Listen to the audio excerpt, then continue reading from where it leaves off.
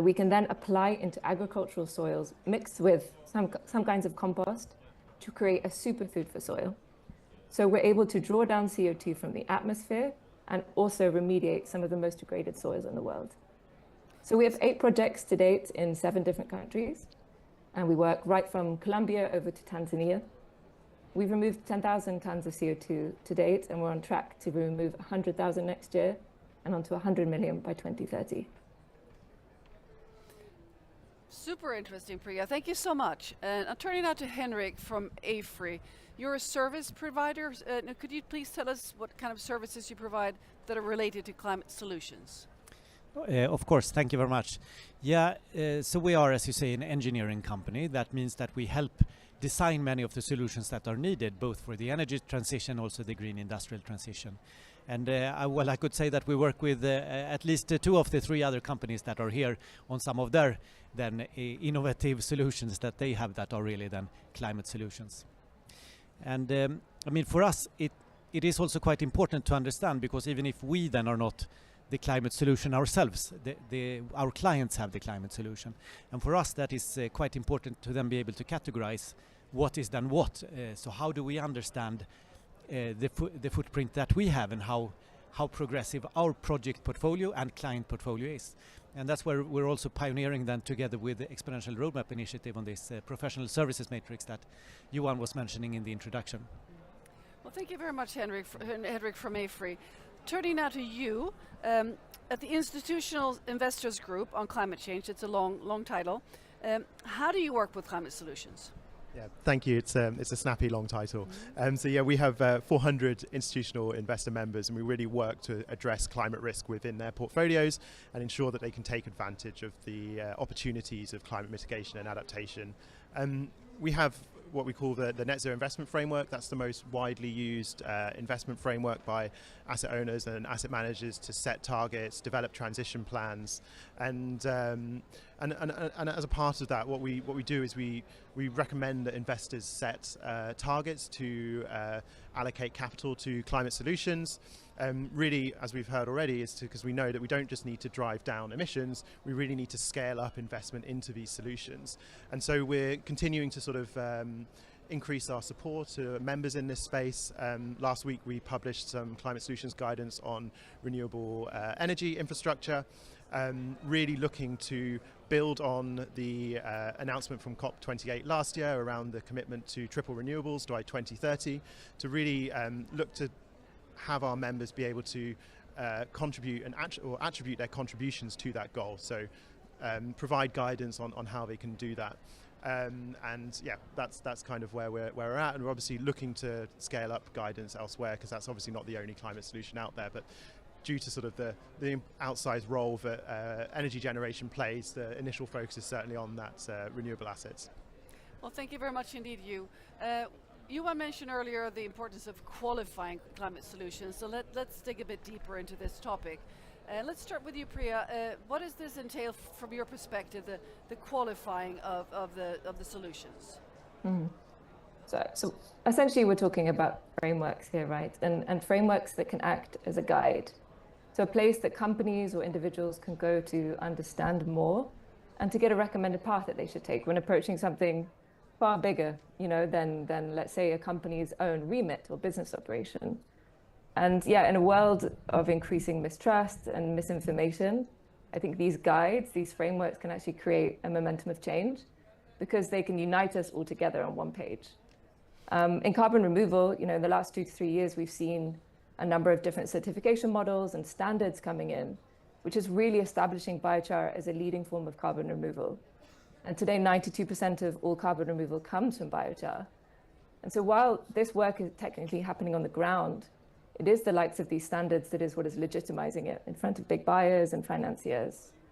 But I wanted to note that the guides, the frameworks, are only as effective as the belief systems that they're made with, and then the action that is taken from that. So at COP, we have an example of a place where there's loads of roadmaps and points for frameworks that are laid out.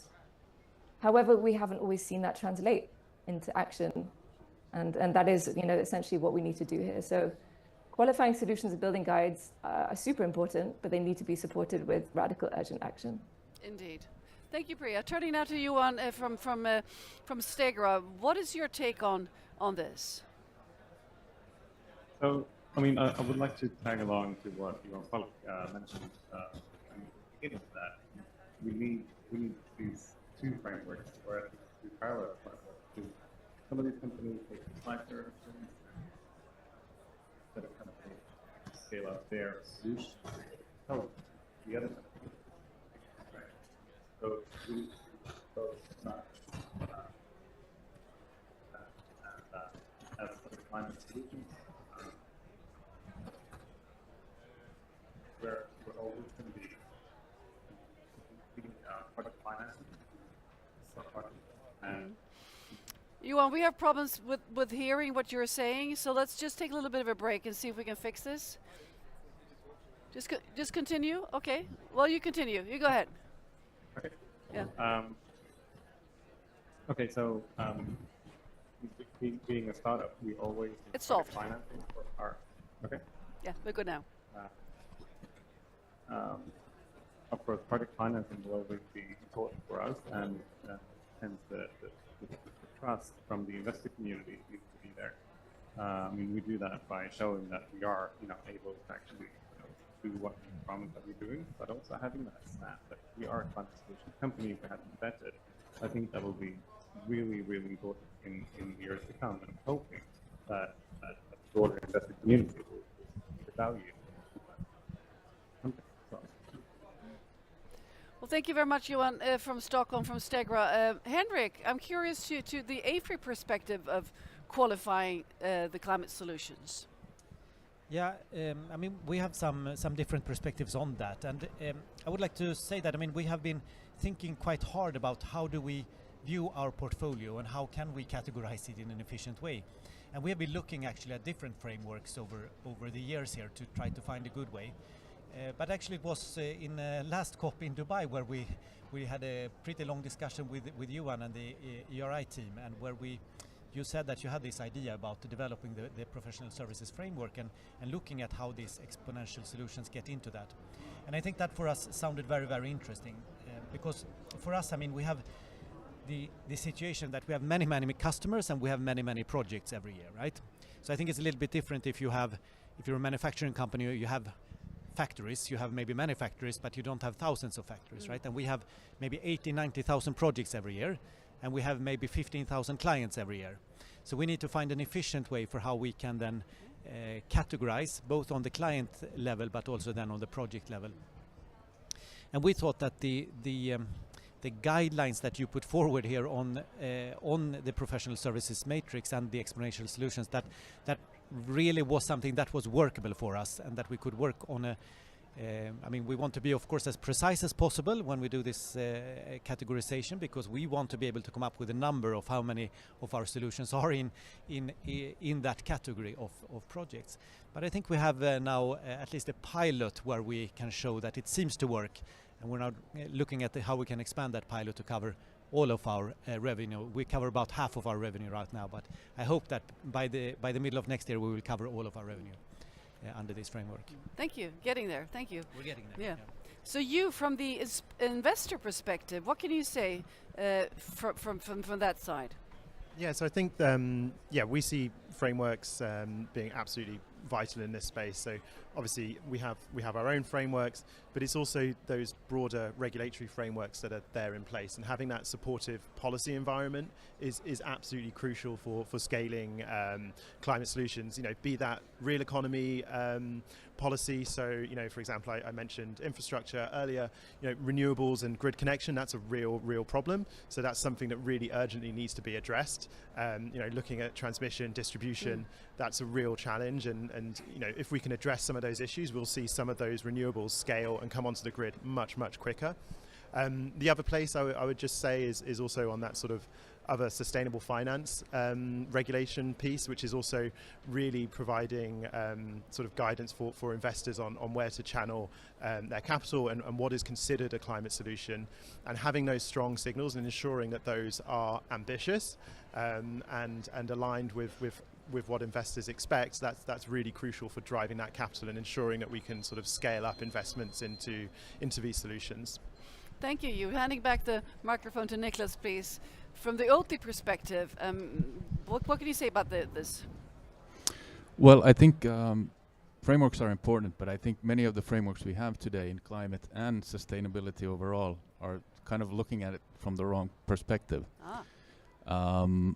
It's when you think about carbon accounting, for example, or many sustainability targets or climate targets, the companies said it's about minimizing the harm that they cause, reducing their emissions, and there's not much acknowledgement about like solutions that replace existing solutions with better ones. So how do we create avoided emissions, for example? How do we convert people away from using fossil fuels to something else? How do we convert from using animal-based food to plant-based food, etc.? So we're thinking also not about reducing our footprint, but actually maximizing our handprint. And the handprint is how many people we can convert away from animal-based dairy products to plant-based. And there's a big climate impact there, and it's much bigger than if we try to, or obviously we need to work on reducing our own emissions, that's for sure, but the bigger impact comes from converting consumers away from that animal-based product. So but many of the frameworks that we have don't really recognize this yet, at least, but I know there's a lot happening in this space, but the sort of major frameworks, science-based targets, etc., they're pretty tricky for a company that's all about growing a climate solution. Thank you, Nicholas. A good perspective here. So you want any reflections on the handprint versus footprint perspective, and also what gaps we see in general? Yeah, so what we are addressing here is, as you call, the handprint side, or basically the up curves. So it's complementary to SBTI, and as far as I see, there will be links in between in the next steps, because you both need to have the reduction targets, even if you start from a low point, but you also over time need to set targets to actually scale up the solution side, and then you need some kind of qualification. A key point is that the solutions need to scale as quickly as ever possible and exponentially. Therefore, you can't just apply absolute targets. So what we built into this framework, which I didn't mention before, is that the recommendation is to apply intensity targets, which means that you don't reduce the possibility to grow, but still you need to have a reduction target, and we need to fulfill the guardrails. So that is essential. So Oatly, we have worked together with Oatly to qualify your products as climate solutions through the life cycle, and quite extensive work. And we also, of course, work with Net Zero Asset Owner Alliance on aligning whatever we do. It's important moving forward that we avoid fragmentation. But when we developed these particular solutions, we also look at simplicity, and that it should primarily drive action while keeping integrity. So it's a fine balance there. Thank you for clarifying this, Johan. So let's finish with two questions here about the major blockers and also the each of your steps of scaling. So let's start with the blockers. Any of you can start. I'm looking at you, Henrik. What major blockers do you see? Yeah, but I think that we talk about standards and how to get to definitions here, and I think that for us as a company, it's also important to remove uncertainty, and then we can handle a lot of uncertainty in our company, but this kind of outside uncertainties we of course like to limit, because when we define something then as a climate solution, we also want to know that holds, that definition is good, not only today but also for the future, because many of the clients we work with and the investments that they make, that's for 20, 30, 40 years or even longer, right? And then we need to have at least a degree of certainty that over time these definitions that we set in place are also holding. And I think that's one aspect of blocker. And we have been working now on the framework together with ERI, and we're very happy with it. But if it's only us who adopt it, then it doesn't become much of a standard, right? So of course it needs to also spread. So let's see if that works. I would be very happy if it does. Sorry, second blocker just is I think data. And a lot of people talk about data, and it's always easy to get stuck in that, and we don't want to do that. But anyway, I think that for us just to do this, for example, then the categorization of our clients, how sustainable are they according to this framework, right?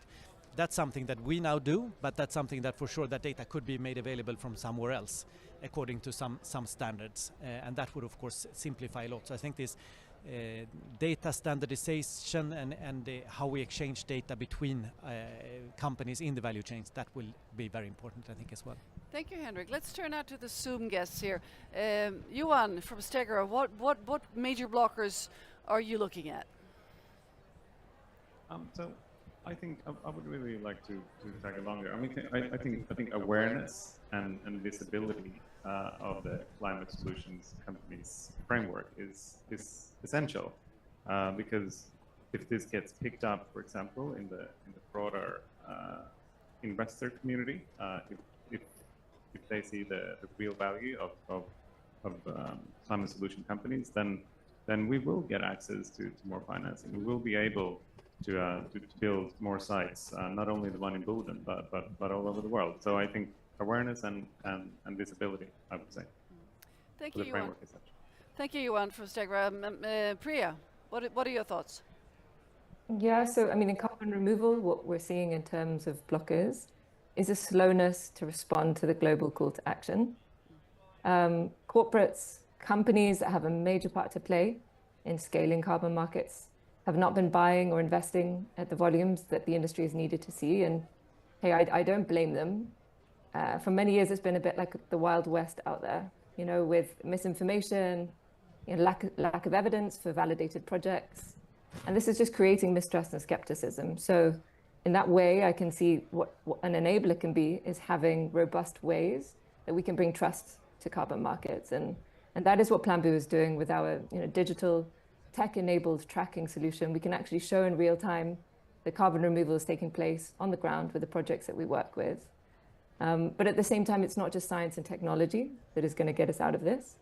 You know, we need climate solutions that are made with great minds and also made with hearts as well. So by sharing the real life human stories of the projects and the communities that we work with, we want to show the buyers and show the world that, you know, we are all in this together. And then finally, just wanted to share that really to scale these climate solutions, we're going to need diversity and more representation, including more than we've got here on the panel today. We need to keep, for adaptation of climate solutions, we really need to include all voices. Thank you.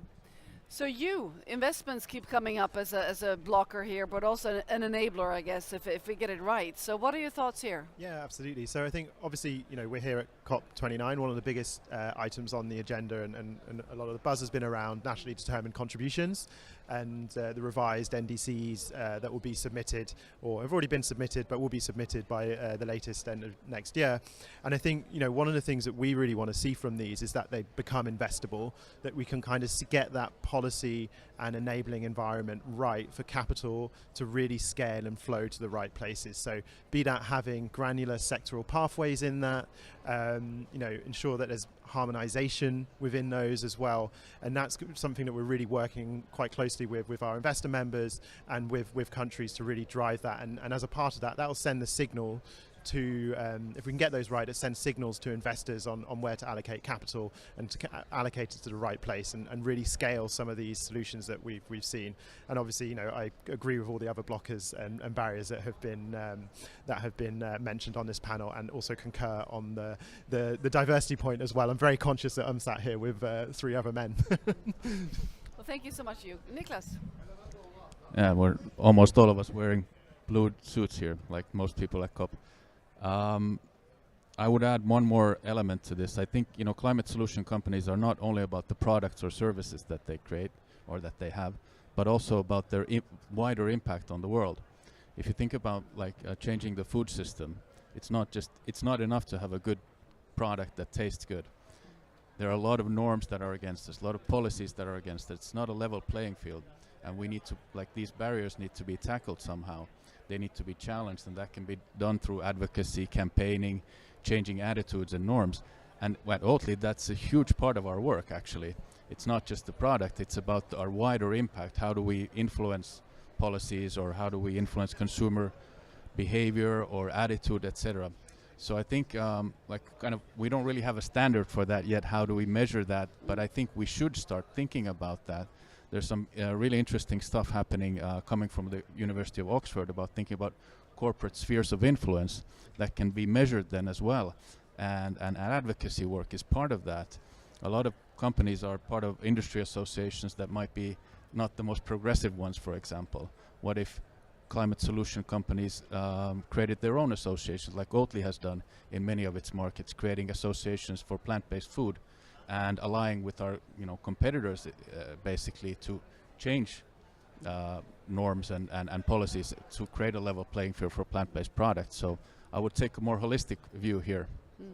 Well, I know Oatly, for instance, you did this campaign or try to make change the policy of the school milk directive in the European Union, right? That the cow's milk is still subsidized, but not the plant-based milks. Exactly. And you did go together with other companies to get that done. We've done that, and most recently, for example, we worked together with climate NGOs in Patagonia to encourage people to vote in the EU elections and vote for the planet. And that's not something that most companies do. So like really sort of engaging also at the political level, I think is a climate solution, and more companies should be bolder on that front. Thank you, Niklas. So Johan, challenges, blockers. Would you like to add anything? Yeah, but also on the opportunity side, I can mention. Yeah, but we'll slide over to the opportunities because we only have a few more minutes, and it's lovely to have you each have your say about where you're going next in terms of opportunities. So go ahead, Johan. On the opportunities. Yes. On the opportunities, yes. Well, first, we are of course working together, climate solutions companies to sort of accelerate this narrative, which is incredibly important. We need to continue to work on aligning, of course, the frameworks and the standards influencing the frameworks. So the more we can actually align with corporate finance, with the other standards, so we can get sort of a clear landscape for companies how to maneuver, which is not overcomplicated. So that is one part of it. The second, where I see an opportunity is now when the companies are developing transition plans, so there will basically be a requirement, an expectation on all companies to have transition plans. That to be progressive should be integrated in your business plan, actually also considering how you shift your portfolio and scaling up solutions. And if we then match that on the national, the NDCs and the national action plans, these can also include scaling up of climate solutions. So then we can create this virtuous loop basically between corporates and nations and make it more of a race to the top in terms of climate solutions. And this is something the ERI will be continuing to push for, correct? That's right. So Henrik, what is your next step here in pushing for your offer of climate solutions and your work? Yeah, but I mean, we're now at the COP, right? So first of all, we think we really push for that policy will now be consistent and that we take the UAE consensus from last year and continue the implementation of that, because the consistency of policy is really, really important. Then we have in our business, we have since long integrated sustainability at the core of our strategy.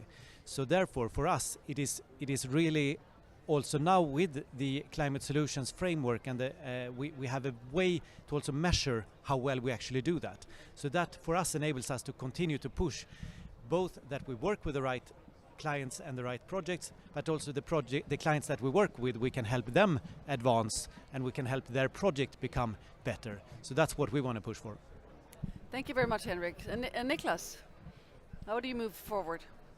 Yeah, well, we're working on updating our sustainability plan at the moment, and it will be really about how we drive the food system, like transform the food system and how we can drive that change and really take like a systems view there. So we're thinking about like where are our leverage points in this food system change? Where do we make most impact? And I think this work will bear results in the near future. But at COP, pushing for food to be even higher on the agenda, I mean, it's barely here, I have to be honest. Thank you, Niklas. And you? So I guess the opportunities that we see is obviously driving investor action on the climate solutions piece around renewables, but also expanding that out and looking to address some of the other areas. So energy efficiency is something that I'm really passionate about and really want to see solutions scaled in that space, because we certainly haven't seen enough action yet on the doubling energy efficiency pledge that we saw last year. Thank you very much, Huge. And turning now to Johan from Stockholm, what are your thoughts on how you move forward? So, I would say that I see Stegra as an enabler, showing that it is possible from a speed, scale, and financing perspective. So what we need, our priority number 1, 2, and 3 is, we usually say, is building Boden, getting it done. Because if we don't get Boden done, then none of this is going to matter for us. So getting that done, and keep pushing for an ambitious climate agenda, both in the EU and globally. And with that, of course, keep pushing for climate solution companies to become more visible. Thank you, Priya. You get to finish here. Well, so we're now working with some of the largest companies in the world, like Klarna and Spotify, who have put their trust in us to deliver high quality and high integrity carbon removal. So we'll keep going and not stopping until we reach the hearts and minds of many more of these types of companies, because it's leveraging the finance through these corporates that we're able to then scale the projects on the ground and have the impact that we need to see. So. Well, thank you very much, Priya, and thank you, Johan. Thank you, Niklas, Henrik, and Johan, for joining this session, and also, of course, the viewers here for watching this. And sorry about the hiccups with electricity. We now need to take a 5-minute break to get everything settled here. They're running around putting new cords in. It's something more that's outside of our studio here that we can't really control, but we'll be back in 5 minutes, and thank you for watching this Exponential Roadmap Initiative session.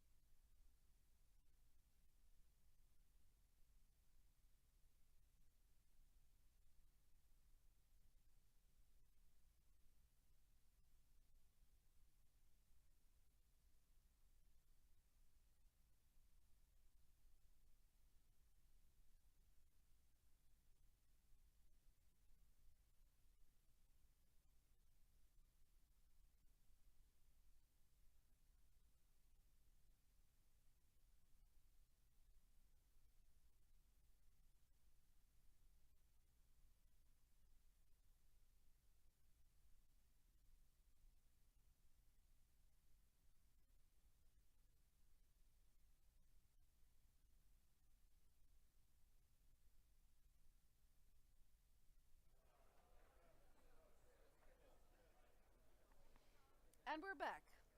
Sorry about the delay in the schedule here. We had some power problems in the media center, but now we're on the road again with new, fresh electricity. Renewable, we hope, of course.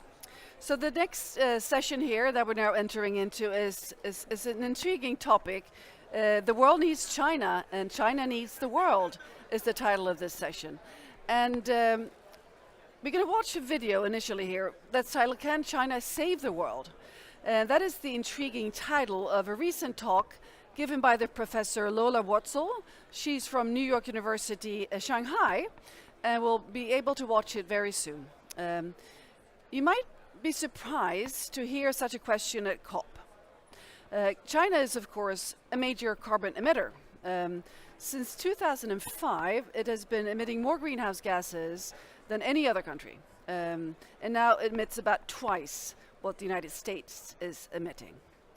On the other hand, China is sometimes called the world's factory, and it's a reason for that, of course. Far more manufacturing happens in China than anywhere else, and Chinese products can be found everywhere you look. And this is true not only of electronics and consumer goods, but renewable energy technologies, batteries, and of course EVs. So China now leads the world in all those industries. And as we know all too well, we're going to need a massive amount of those products in a very short amount of time if clean energy transition is to be a success. So in short, no country but China is really making and deploying what we need for climate change mitigation at anywhere near the scale that is necessary. So, the question is valid. Can China save the world? After this video, we're going to hear from some guests who can shed light on this question. But first, watch Professor Wurtzel's talk. Climate change is a market failure. You can figure out your daily carbon footprint, and you can start putting a value on it. Can China save the world? 谢谢大家。很高兴啊，跟你们呢有这个机会交流一下，把我们的可持续性的研究。我今天来讲的就是英语啊，可是如果你们有什么问题啊，可以提，这是中文的。所以我的题目就是中国跟全球的世界有什么关系啊？把这个1.5度的一个挑战，所以或是我们英文来说 ，Can China save the world? I think China would like to save the world.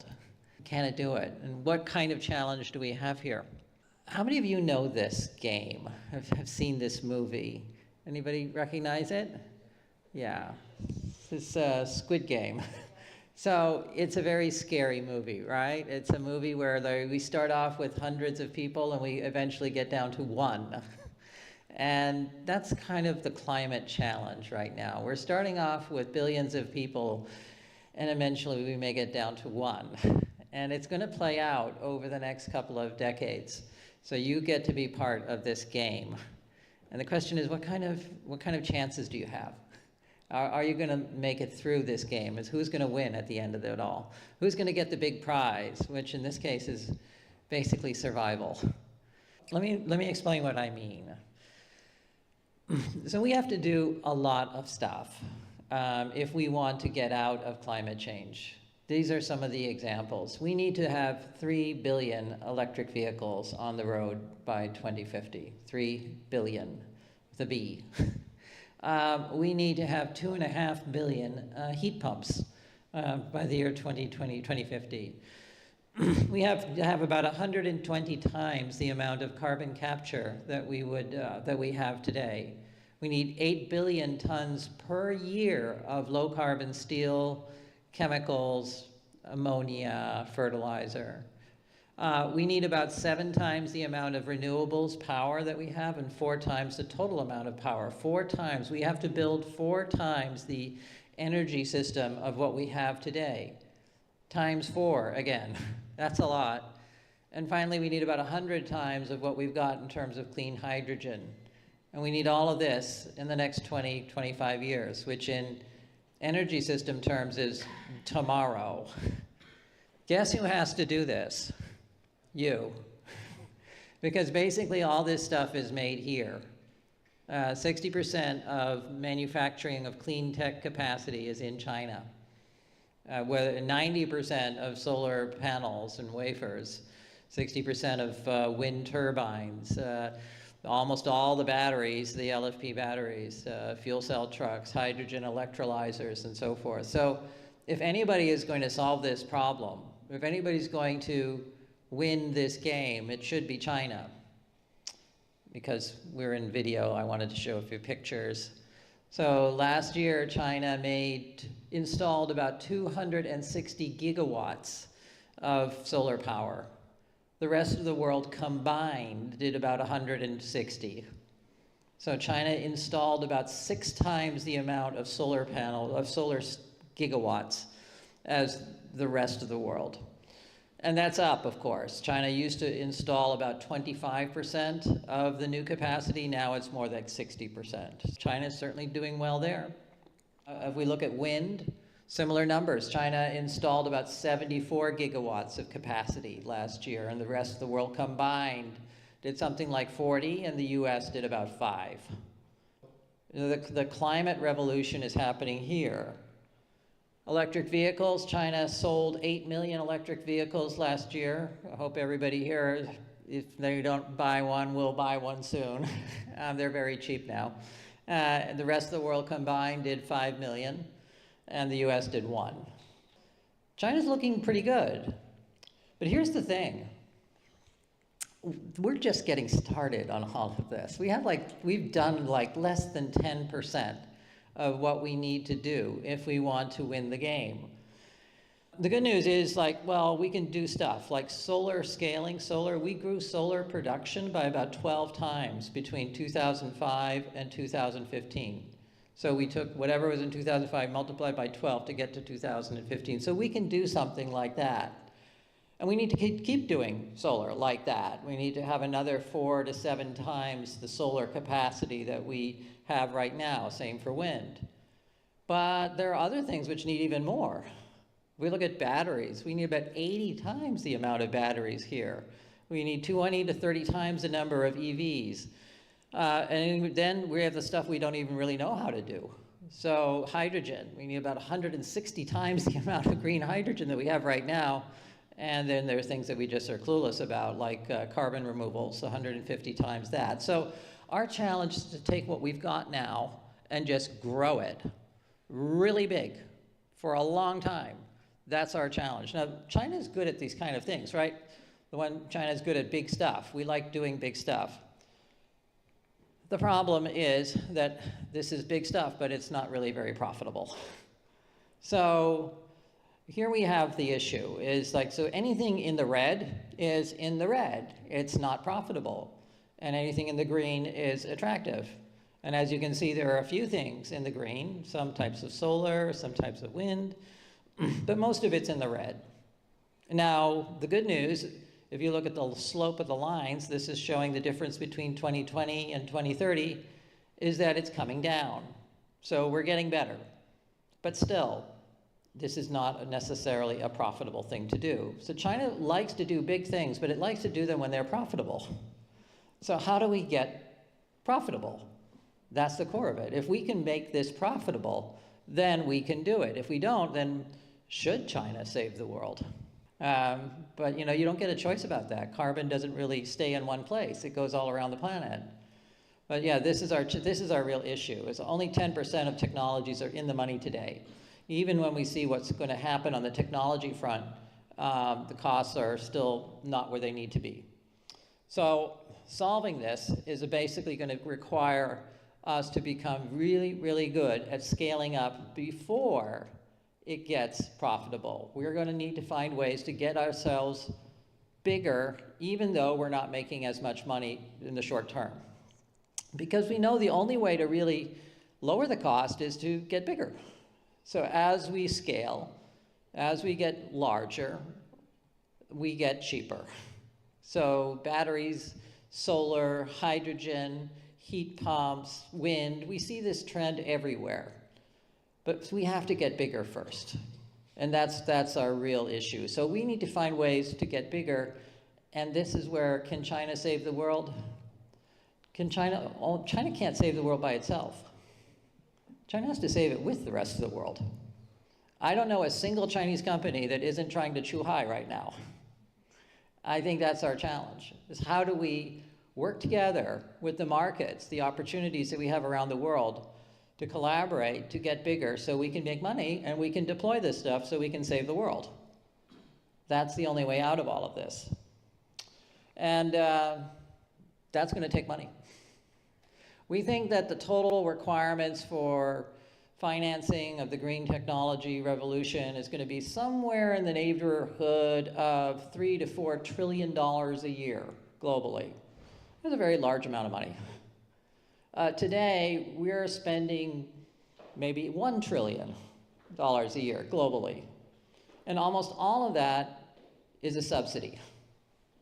We need to add another $2 to $3 trillion somehow. And we need it in power, we need it in mobility, we need it in buildings. And that's, again, not going to come just from China. That money is not sitting in China. Some of it is, but not all of it. Most of it is sitting in the United States and in Europe. So if we are going to create a new energy system, we're going to have to do it together. We're going to have to find the sources of wealth that are going to, in their own interest, fund this technology. Because if they don't do it, well, maybe that wealth won't be there either. So it's really it's in the world's interest to work with China. And it's in China's interest to work with the world. So what's going on here? Why isn't it happening? Because it doesn't seem to be. Well, I'm going to close with 3 remarks. The first is that economists would say climate change is a market failure. We don't value the climate. How much is the climate worth to you? Do you see the climate in your paycheck? Can you put a number on the value of the climate in your retirement savings? And now, of course, what happens if you don't have climate? Well, you may not have a retirement. So that's what a market failure is like. So we know it's important, but we just don't consider it. We just don't have it as part of our economic equation. So we need to build an equation that includes the cost with the carbon, the offtake, with the money. So that's the first thing. And we need to do that all around the world. So I think the single biggest opportunity that we can all do is start to think about how, for us in our companies, do we put a value on our impact on the climate? What are we doing? How do we know how much it is? How much carbon do you consume every day? How many people here know how much carbon they consume or generate? You can get that, you know. Alibaba can do it for you. So you can figure out your daily carbon footprint, and you can start putting a value on it. And you can make yourself your own personal source of climate saving the world. So China saving the world starts with you. Today, now. That's what we have to do globally, of course, not for just people, for companies, for countries, for places. And yeah, of course, some places are going to have more opportunities than others, and we need to connect those. So when we talk about supply chains and global, I always get frustrated by the conversation about security. Because everybody says, well, security comes first. Well, I don't know about that, honestly. I mean, climate security is national security. If you have a smoking wreck of a planet, you're not very secure. So go look at Venus. It's not a really attractive place to live. So that is, you know, I think first. Climate comes first. And the planet does not care about our politics. So we need to do this globally. So that's the first point. Second point is we need to do it now.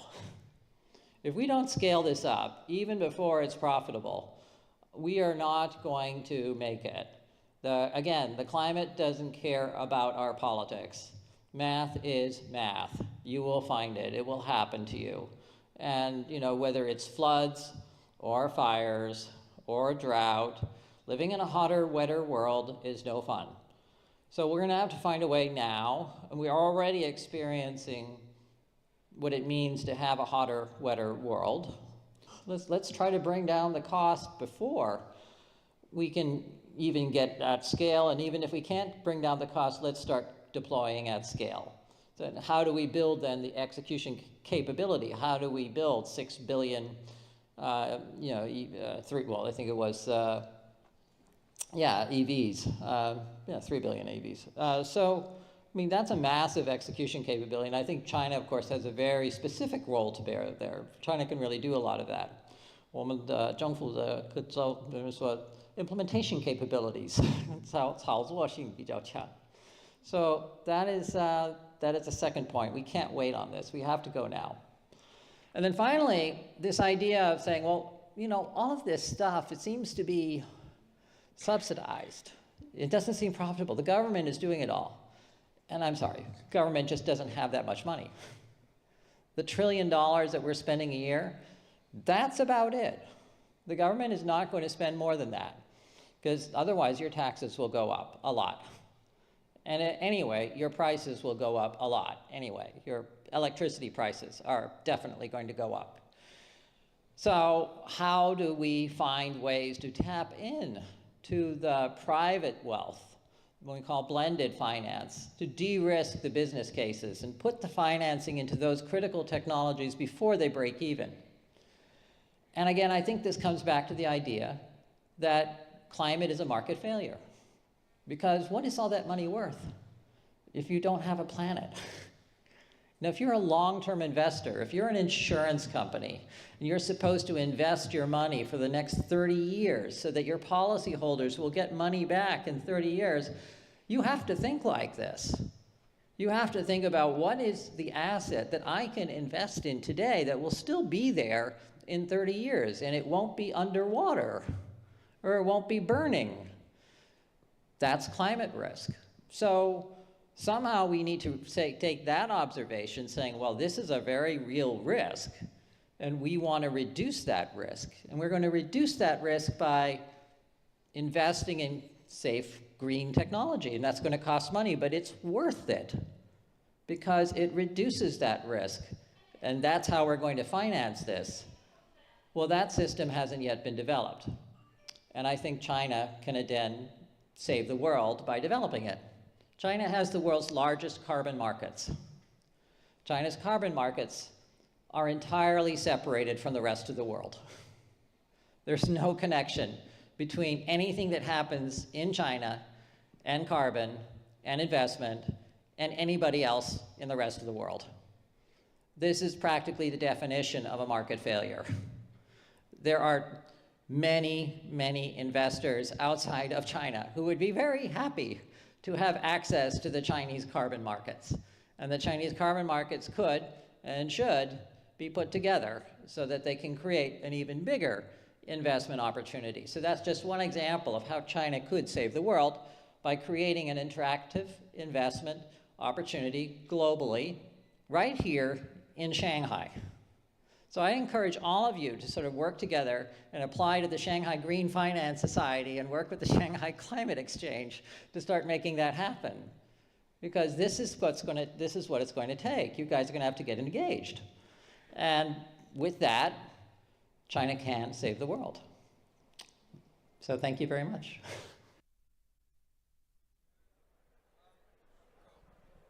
This was truly a very inspirational speech from the New York University professor Lola Wursel, and we have some guests here to discuss this speech, and we're delighted to introduce, I have with me Qin Yushu, researcher at Peking University, and you're also associate at GF60, that's the Green Finance Forum 60. And we have next to you, you have Ingmar Renshaug, the CEO and co-founder of We Don't Have Time. And Jessica Transek, you are a professor in the Institute for Data, Systems and Society at MIT. Wonderful to have all three of you here in the studio. So let's start with you, Jessica. Your research focuses on technology, innovation and scalability. And you listened to the talk, I'm sure you heard it previously, but also, of course, the rapid deployment that we need to have on solar, wind and batteries in China. So what is China's capability and capacity of scaling up renewable energy? What does this really mean for the world? Yeah, so China has shown a remarkable capacity to sort of scale up production of a variety of clean energy technologies. And, I think that has allowed them to sort of come in at the right time and then grow their market share, their dominance of clean energy manufacturing. You see this in electric vehicles and batteries and solar panels and increasingly in heat pumps and wind turbines as well. And so it's interesting, though, when you look back at the evolution of these technologies to sort of understand the picture. And what you see is that many countries have contributed to where we are today. So if we just take the case of solar energy, you saw that policies early on in the 70s and 80s in Japan really led the growth in that market. And then that was followed by policies in Germany, and not just those countries, but many other countries as well. And then China. And these were policies that encouraged market growth and adoption within those countries. Now, who is manufacturing the hardware for these installations of clean energy projects and, electric vehicles and so forth? That's a different picture. What you've seen is that China has been able to come in as these technologies have improved and, sort of riding on the market growth stimulated by public policies in other countries primarily, and then, in more recent years, China itself has been adopting a lot of these technologies, but at the same time, they've adopted industrial policy that has allowed them to manufacture the hardware and, at large scales and then supply the global market. So it's a more complicated picture than just China alone having gotten us to where we are now. It's many other countries and, taxpayers in many other countries that really grew the markets. Then companies came in and competed for market share, and a country like China really supported the growth of its own domestic manufacturing efforts at sort of the right time in order to then take over dominance of these markets. Thank you, Jessica Tranchek. I'm turning now to Ms. Xu. Could you please tell us a bit about the GF60 network?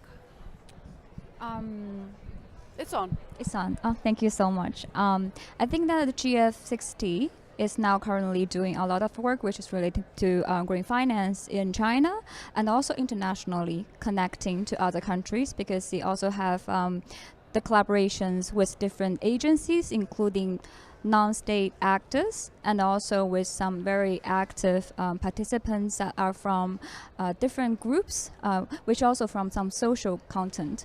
So GF60, I think it aims at to connecting green finance and also in a broader term, because as we understand that green finance includes different actor kind of like contributions. For example, there are some motivated by the government driven, some are organizational driven, because right now for many COPs that I attended, for example, multilateral development banks are a very important actor that should be emphasized with green finance, and they are promoting it.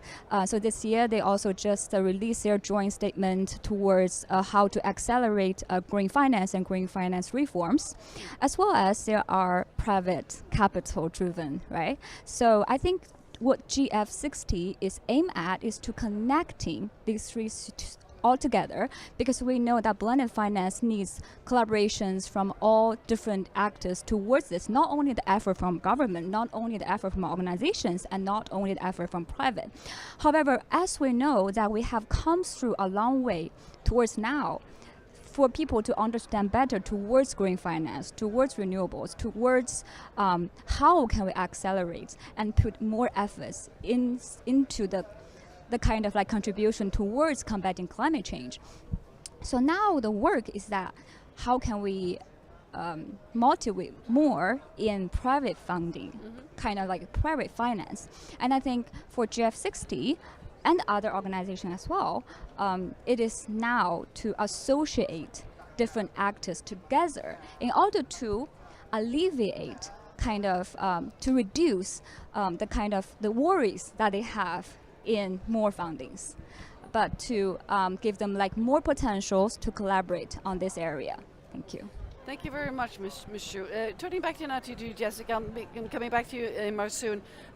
What can the rest of the world learn from the example of China's velocity here in the clean energy sector and scaling up technologies. What can we learn from China? Yeah, well, so there's actually more predictability in these technology trends than we actually, than we often realize. And so if we look at, again, coming back to the case of solar, just as an example among this set of clean energy technologies, as I mentioned, a lot of the work in developing these technologies happened in other countries initially, and costs had already come down quite substantially through the efforts of, companies globally, and also importantly through taxpayer support in many countries for market expansion policies that drove the markets for solar, even when this technology was not quite competitive yet with other sources. And then at the time when the technology was quite cost competitive, that's when China came in and started to, incentivize manufacturing domestically and also grow their own adoption of this technology. And we see this with the other, essentially with many, the story is different for each technology, but you see this example with many of the other technologies I mentioned as well. So what can other countries learn? Well, you really need to pay attention to these technology trends. See, how are costs coming down? Is this a technology that's improving more quickly, more slowly? We can actually identify the mechanisms that lead to cost improvement. And it's not only about costs. In the case of lithium-ion batteries, you care about, what's called the energy density. How much energy can you store per unit volume, per weight of a battery? You can pay attention to these trends and actually be strategic, much more so than many countries are being in their industrial policies, to support investment in manufacturing, in innovation, and the right kinds of investments at the right time to increase your chances of succeeding as a major player in this global marketplace, this evolving marketplace where we are seeing a clean energy transition. I mean, it's not happening fast enough to draw down emissions, as quickly as we need to see to really protect our planet, but it is happening. That's unquestionable at this point. Jessica, China's carbon emissions have soared, and they keep soaring, even though the country has really scaled their production and their installation of renewables. So how do we look at this policy-wise from the perspective looking into China, and what could we learn from this? Yeah. Well, of course, I'm not privy to conversations happening within that country, but what we are seeing is that they've pursued what I can see from the publicly available data is that they have pursued scaling up renewables, solar and wind, also investing in their power grid and investing in other clean energy technologies, electrification of transportation and so forth. But they've also pursued scaling up of coal-fired electricity. And as many of us know, coal-fired electricity is the most carbon-intensive electricity. It per unit energy delivered in the electricity sector, it contributes the most carbon emissions, which is not good for climate change. But they've done this to meet growing energy demand. This has been the strategy that they've pursued. I'm not saying this is the right strategy or any commenting on anything about that, but it is what we've seen is the scaling up of clean energy and also of the capacity to combust or burn coal to produce electricity. And that has been the way they've supported growing energy demand. But what we're seeing, and you're sort of maybe starting to see it this year, is that maybe the clean energy is really starting to take over in terms of possibly leveling out the emissions and maybe even, maybe not setting a new record in 2024. It's too early to say. So, what do you need to actually drive emissions down? Well, what you need to do is to stop combusting as much fossil fuels, or if you are combusting it, capture all of those emissions and store them away for, essentially many hundreds of years to ensure they don't leak out again. what we've seen in recent years is that China has been combusting increasing amounts of fossil fuels, so emissions have been rising, but they've also been growing that clean energy capacity. It'll be really interesting to see this year and the years to come if that increase in the combustion of fossil fuels slows down or even level out, doesn't increase this year, if we can start to see that emissions curve going in the other direction, namely falling, which is what, of course, we need to see globally, and we're not yet seeing at the global level either. It's not just China, but overall globally, if you put everything together, China, of course, contributes substantially, but we saw a new record high in carbon dioxide emissions in 2023. And then looking forward to other countries, you have to pay attention to the fact that less wealthy countries would like to grow their energy demand and their modern energy services to support economic growth. Hopefully that can come from clean energy sources, and also the growing demand we're seeing from AI. Hopefully that can also be served by clean energy sources. Thank you, Jessica Tranchek. It's a great segue to Ms. Xu here, because you do focus a lot on the needs of the African continent when it comes to renewable energy. So what can you tell us about what's happening from the Chinese perspective in trade and et cetera in Africa? Thank you for this question. I would think that from my own perspective, because we see a lot of progress also happening this year with September just and the China and the African Summit, kind of like opening a new era of the collaboration between China and Africa. So many presidents has came, and also there has been many things that has been elaborated since the kind of like what has been happening in the previous time. So what I have noticed is that first of all is continuing and growing investment in Africa with renewable energies, including a lot of like terms like solar, wind, etc. And the second thing is a very important aspect is with the early warning system. The early warning system, which is also in accordance with NFCCC's kind of like the calling for early warning for all. And I think in that aspect, China is really supporting a lot in Africa for to build up the kind of like warning system, early warning system. As we know, elaborate early warning system as in adaptation is more like a kind of like yeah. disaster management thing, because so floods, hurricanes, etc. Yes, climate-related weather. Yes, yes, yeah. Because we know that at the current stage is a very important point that we should notice is that now we have emphasized a little bit like too much on mitigation worldwide. However, because we already know the importance of mitigation and we are striking for like more support towards mitigation. However, adaptation has long been something that was like less concentrated on. However, early warning system and early warning is something that are like so crucial to those most vulnerable states, right? Especially for those like small countries and those most vulnerable states. So for many African countries, that is the case, that they really need support in that circumstances. And thirdly, I think what is quite important is about education and training, because after all, we need people to conduct things, right? So except for the kind of like, except for money, technology, and then certain support in those like technical terms, for example, the early warning system that I just mentioned. Another important thing is like the transferring of kind of like improving of the kind of like education and trainings.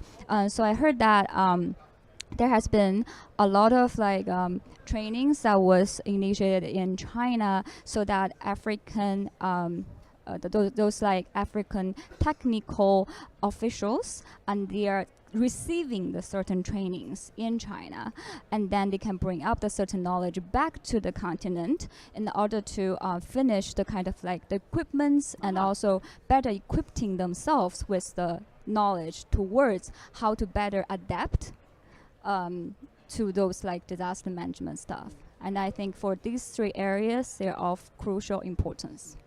Thank you, Ms. Xu.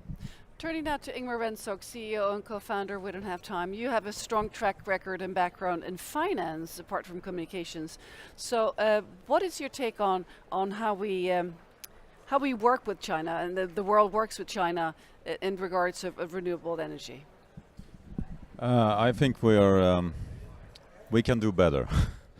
The way I see it, the reason, I mean, we had it in the keynote here, just we listened to before. Many green solutions are yet not profitable enough, and countries like China are, subsidizing this development of new solutions, and now we're seeing that they're becoming profitable, and that's something we should be very thankful for. But Europe and US, and mainly Europe and US, I will say, they are reacting on this like, oh, it's unfair.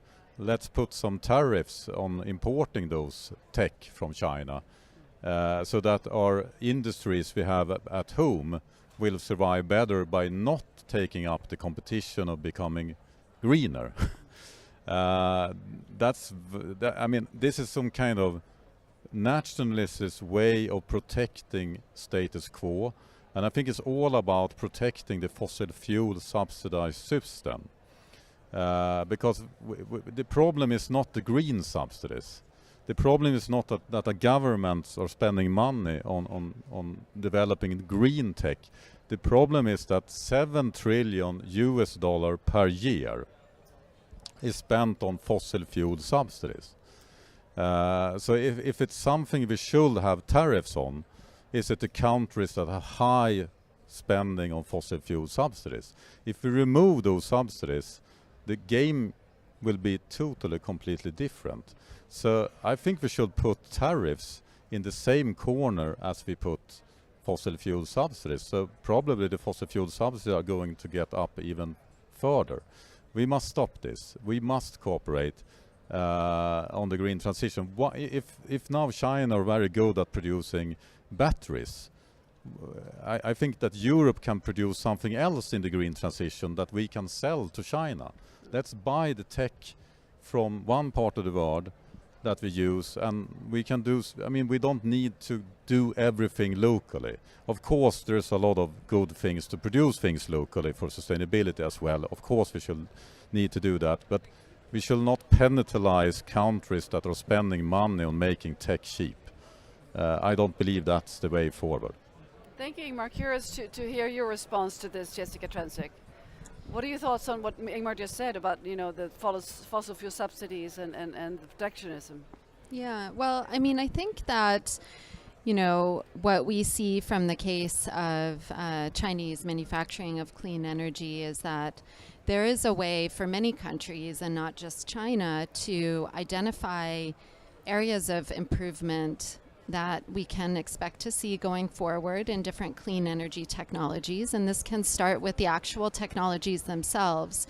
Is it about driving what's called material intensity down, using less material per watt power conversion? And this is something that we saw in solar panels, for example. Is it some other mechanism? A lot of what we need to see going forward is a reduction in installation costs of hardware in the field. So many countries can actually participate in this clean energy transition. The train has not left the station. I don't think that's the case, but you really have to be strategic in targeting mechanisms that will improve these technologies, that will allow you to be competitive in a global marketplace. And there's no question that competition at the global level does help drive faster innovation. So if you have firms competing at the global level, then the one that outcompetes the others is going to offer, that competition is going to improve the overall service, drive costs down. The one that offers the best service will gain market share. I mean, that's how it works. Now, of course, there are various other factors at play, and protectionism is something that is rising, so we need to keep that in mind. But I did want to highlight the example of Denmark briefly, because if we look at, again, this history of clean energy technologies, you see that many countries, through their support of clean energy market expansion policies, also research and development. So the US, for example, has been a major player in funding research and development in a variety of clean energy technologies historically, including solar panels and wind energy and many others. But if we look at Denmark, they had both strong market expansion policies to encourage the adoption of wind energy at home. They also managed to turn this into an advantage in terms of manufacturing and producing wind turbines and wind turbine siting technology that is allowing them to compete on a global scale with Vestas and Ørsted. And so it's not just China that has made this model successful. I think Denmark, in the case of wind energy, is another one. And so I think there's a role for everyone in this transition. We need everyone. What's sure. that? We need everyone for sure. Well, and it's just such a major change to our economies that, and we're just not there yet. I mean, we have only, again, to look at emissions to see that how much has to change, and growing energy demand and so forth. So, I think sometimes the defeatist talk that I hear coming from, I think, there's so much more to do in this space. And if we focus on innovating toward the benefit of society, there's just so much that many different countries and many different companies can do. Thank you. Over the years, Western media has expressed concern about environmental standards and also working conditions in manufacturing industries in China. So what do you all think about this? The issue of balancing the needs to accelerate the energy transition and those other concerns that has been addressed in Western media for many years. Any thoughts on this? How do we look at this? Would you like to start, Jessica? Well, I mean, I can start, but I would love to hear from others, just to say that, the clean energy transition shouldn't come at the expense of other aspects of our society that we care about. And there's really no reason for it to do that, but we do need greater transparency, greater global cooperation, more just upfront, honest conversations. But the clean energy transition can offer many other benefits as well, in terms of more equitable access to quality jobs and good working standards and so forth. Anytime there's change in an economy, there's an opportunity to do things differently. And that's how I see the clean energy transition. Ms. Xu, would you like to add any added perspective here? Yes. So for energy transition, green energy transitions, definitely I think it's included that and recognize that for China as something is incorporated in its strategic planning. So it has already become something that is inside what is going to be in the coming few decades. And regarding to those different standards, because I noticed that there are different concepts and standards and understanding towards how energy transition should be pursued. It's because for energy transition, it's something that has been recognized by people just in the past few years, and then we're trying, I think, global-wide to have that concept be better understood. So how can we better understood that process? How can we get to a just energy transition process, right? So I think everyone is working on that, and there are new concepts, new understandings coming up every year. But I think the direction is the same, that we are all trying to pursue the energy transition through a just and fair and also a good manner, which is equal to all. And for that situation, I think, first of all, different countries do have different circumstances. And secondly, is that different countries are pursuing that according to their pace and understanding. And thirdly, I think from a scholar aspect, we're trying to produce like more knowledge to help both the audiences from the general public as well as the government officials to better understand this process. So that is what we are doing in academia. And I hope that not those different concepts being created this year are confusing people, but are actually helping the government as well as the public to better understand how energy transition should be pursued. Thank you, Misha. Well, that's one of the reasons we gather here at the COP, of course, to meet each other and discuss the possibilities and also the challenges. So before we end this session, would any of you like to add, and maybe you'd like to add on this topic too, Ingmar? Otherwise, let's focus on the opportunities here ahead. And if you want to mention anything about the challenges, go ahead. Ingmar. I can just add that I believe that fix the planet while destroying humans. We must also be better at social responsibility. And there's different standard in the different parts of the world, some better, some worse. And I believe that global corporations that are from the part of the world that have better standards on human rights, etc., if they trade with other countries, they will export and they will demand that the suppliers are complying with this. So I don't think we are creating a better world by stop trading with each other, but of course we need to, if we are a brand and I have a supplier in another part of the world, I need to make sure that they represent the values of the company. And I believe that if we trade with each other and if we demand change from each other and learn from each other, the world will be a much more peaceful place and it will be much faster going green. And regarding competing, of course we should compete of becoming as green as possible. Some countries, some regions are doing this by policy changes, regulating. Some countries are doing it with subsidies. I think we need to do both, but if someone else are speeding up faster, we're not competing with them by putting tariffs on it. We're competing with them by doing the same thing. I mean, we have the US Inflation Act. Europe needs to step up our government spending on the green transition.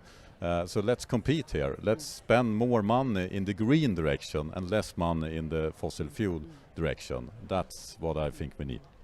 I'm getting a signal here that we have to finish, but Jessica, say a few words on the opportunities, please.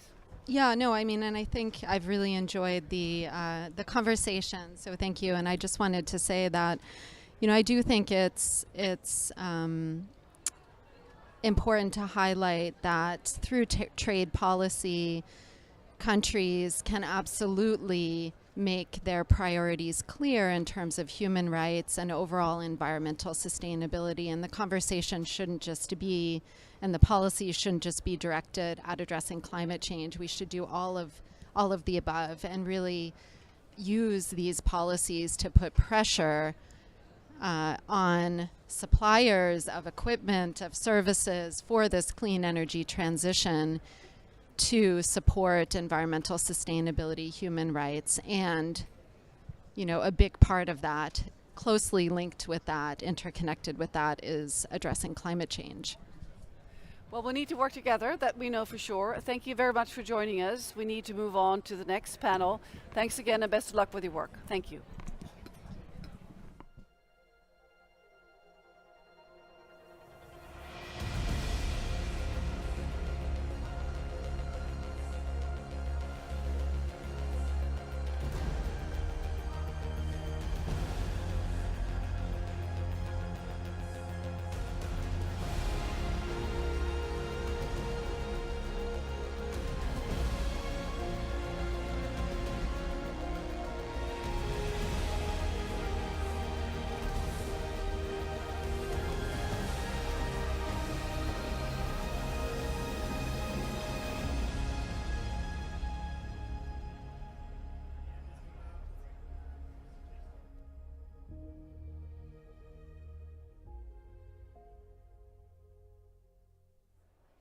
So welcome back to the We Don't Have Time Climate Hub, live from Baku during the COP29. And we just had this fascinating session about, with the title, Can China Save the World? related to the speech with the same title. So I'm happy to have some new guests here in the studio to dig even deeper into this topic. And with me, next to me here in the studio, I have one wonderful guest, and we're going to talk more about China's remarkable abilities to scale and innovate in the clean technology space, which is outpacing any other country in the world. However, as we heard, China cannot do it alone. We need climate collaboration to make this the world's largest economy and the rest of us better again together. So next to me here, I have Chen Zhao. You're director and head of ESG at Jinko Solar. Wonderful to have you join us here in the studio. And on Zoom, we have Danjing Zhu, director of Water Resource Department, IVL China. Welcome to our broadcast. And also on Zoom, Christian Thompson, President Alfa Laval, Northeast Asia. Good to have you with us too. So, Mr. Chen, let's start with you. We heard a few minutes ago that more than 90% of solar wafers are made in China. So, what is China doing right in this respect, and what can other countries learn from this? Thank you, Katerina. Indeed, solar is a long supply chain. Along the supply chain, we have like solar polysilicon, like wafer, ingot, cell, and solar module. Indeed, it's not just 90% on the solar cell, but along the way, all the supply chain, China has a dominant, in the capacity globally. And aside from the solar panels, like today we call the new trial of China, EV and lithium batteries. Mm-hmm. It's all green solutions that China provide to the world together towards the net zero. So back to your question. So what is China doing right? Mm-hmm. So I gotta say, China, there are a lot of facts. For instance, China have the world's most complete supply chain, manufacturing chain. That is one. So China have a skill up, technology breakthrough, talent strategy, etc. But what I want to say is that I think the most important thing is that we have year 2020, we have launched a policy called carbon neutral, carbon peak by President Xi Jinping. So after that policy announced in the last 4 years, we have seen tremendous growth among all sectors, renewable energies, educations, and you can see that, and that is, I guess, determined that today we have a very big, strong on renewable investment as well capacity. Thank you. Thank you very much. So solar energy is surging rapidly, but as the professor said in her speech, we need to do it even faster. So what do you think is needed to strengthen the collaboration between China and the rest of the world to speed up this transition? Because again, we need to do it together, right? Sure. And what obstacles do we need to overcome to make this happen? It's a very challenging question, honestly. Yes, but important. Yeah, very important. Because here you see we are in COP29, right? So everyone here, and we have our own responsibilities. In UNFCCC, we have a principle called common but differentiality. Responsibility for China. It has the role and the responsibility to become the world, the solution provider to the renewable energy, to the solutions. And for the other rest of the countries, they have their own responsibility and positions. For instance, some of them provide advanced technology like AI. Some of them provide advanced technology like fundings and the market. So everyone needs to in this game and contribute towards net zero rather than just China can save the world. Only China cannot save the world, but it's a joint together work and towards the net zero transition. That's my answer, maybe. Yes, thank you. So we can be strong in different areas and sort of help each other along the way. Indeed, that's how we can fight the climate change and get the final result. Only if the game is played by one, it's not a game. It's not. Definitely. It's not a challenge. Yes. It's not the Squid Game that she showed us. That was a bit terrifying. So from the IVL perspective, you've been active in China for about, let's say, 40 years. Is that correct? Please tell us about your work in China. Okay. Yes, China has been in this Chinese market for more than 40 years. Actually, our work can be divided into three parts. Firstly, we are working on research, and secondly is this kind of consultancy work. And actually, we put like lots of effort on this education on environment and sustainability. So that, but no matter which part of this, for all these three parts, we are always trying to like make it to provide the solutions which is like sense-based, holistic, and comprehensive solutions. So we have in here we actually have different kind of projects. We can call like funded by different authorities. Like we have this EU funded projects. We also have this Swedish-China cooperation projects. And we have funding from the Chinese authorities. We also have funding from the private enterprises. So that's our main work here. So we are trying to use our knowledge to provide us like a environmental friendly solutions for our clients, no matter for this research or for this consultancy. That's what we are doing here. Thank you very much. And again, just to clarify, it's the Swedish Environmental Institute. So maybe people might be confused by the acronym IVL, but that's the full name of it, the organization. So yeah. Speaking about acronyms, the LCA analysis that you are conducting, can you tell us a bit about what that entails and how you work with this in China? Yes, we're working a lot on this life cycle thinking, life cycle assessment, short for like how to say. It has been widely used in the European countries for many years, and our organization, IVL Research Environmental Research Institute, actually is one of the oldest, like the earliest organization to join to like involved in this life cycle thinking. We involved in this standards development, and we also involved in this like implementation rules, something like that. And in China, in recent like 5 or 10 years, we started to do this LCA, both in research and also in this consultancy.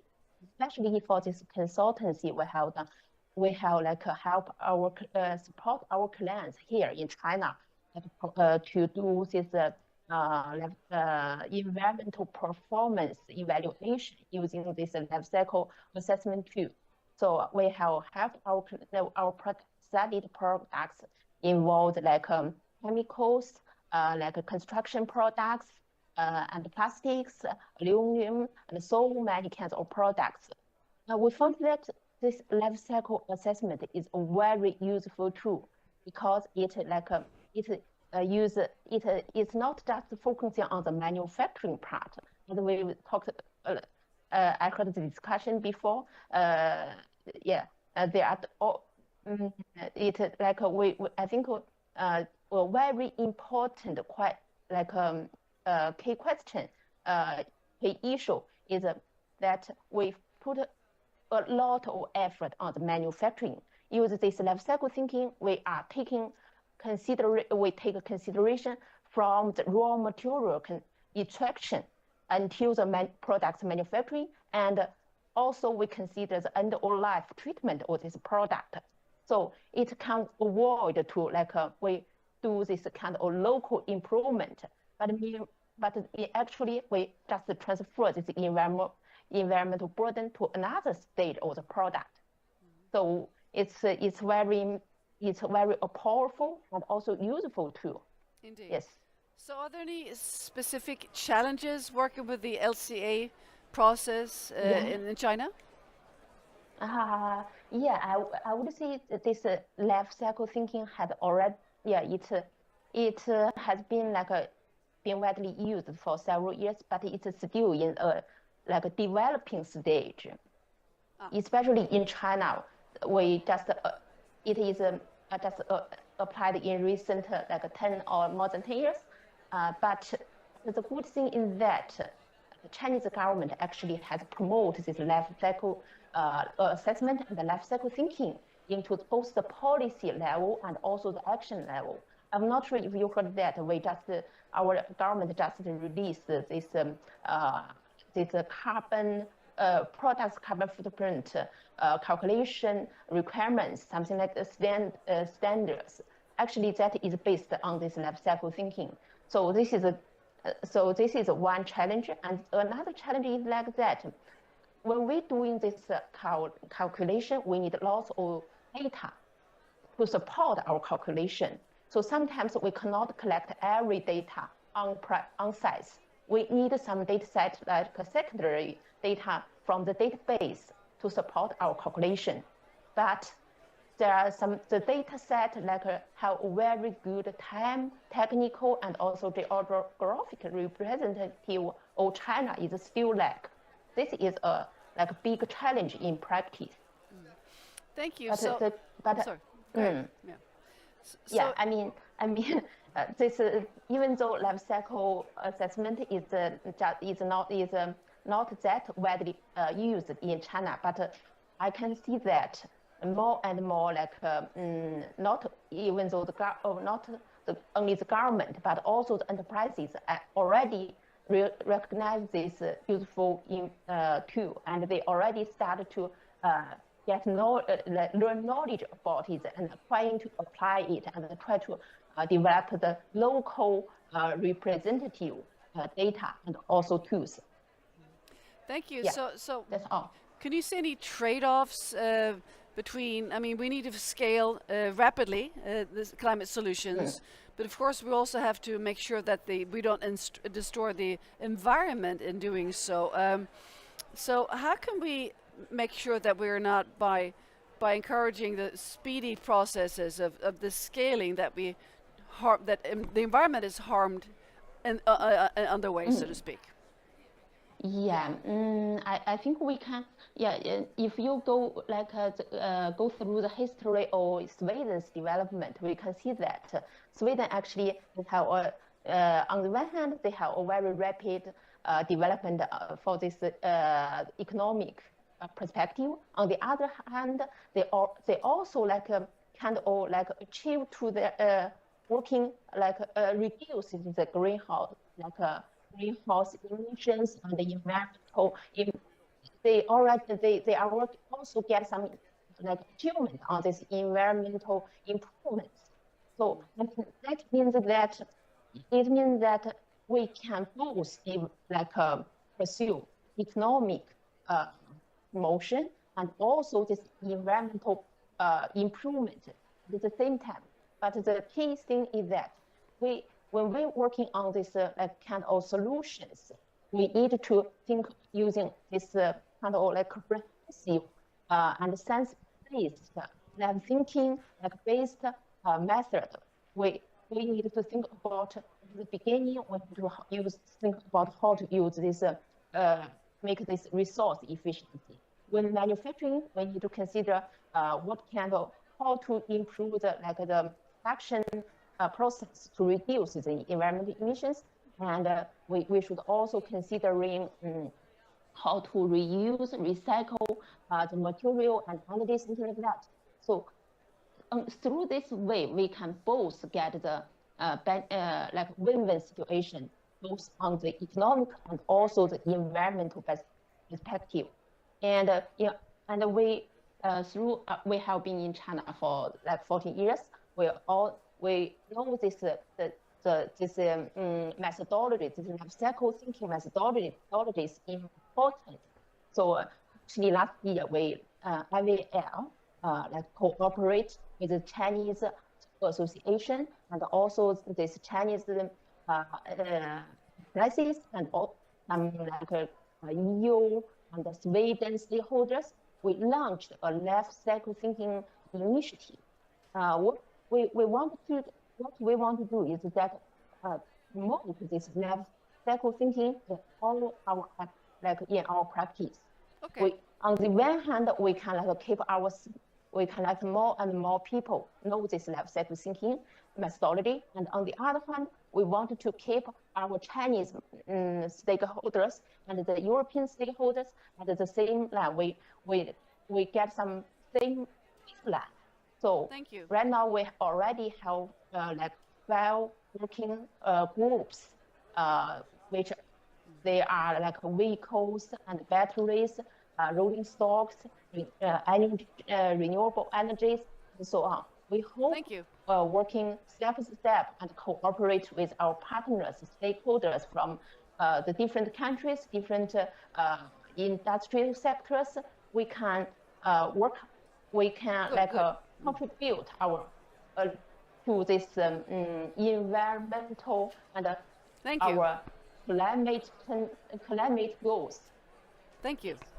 Thank you. So turning now to our next guest, Christian Thomsen. Alfa Laval is a Swedish company. You're active in many places and in many different sectors. So you've been operating in China for more than 30 years. So tell us, what does Alfa Laval do in China? See if we get some sound on Christian, because we can't hear him in the studio. Can you hear me now? Yes, we can. Okay, so thank you. We're a global Swedish company. We're a little more than 140 years old, and we're world leading in technology and equipment supplier for we're world leading technology and equipment supplier in separation, heat transfer, and fluid handling for the energy sector, for shipbuilding, and for food and water industries.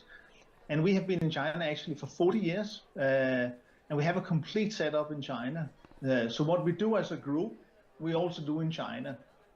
So in fact, today, 20% of the total business activity we have is in China, and 18% of our total employee base, that's approximately 4,000 employees, are Chinese. So China has become, the single most important business destination. So what we do in China is the same as we do in other places. We provide innovative solutions for energy efficiency in established industries. And then we also enable clean energy transition.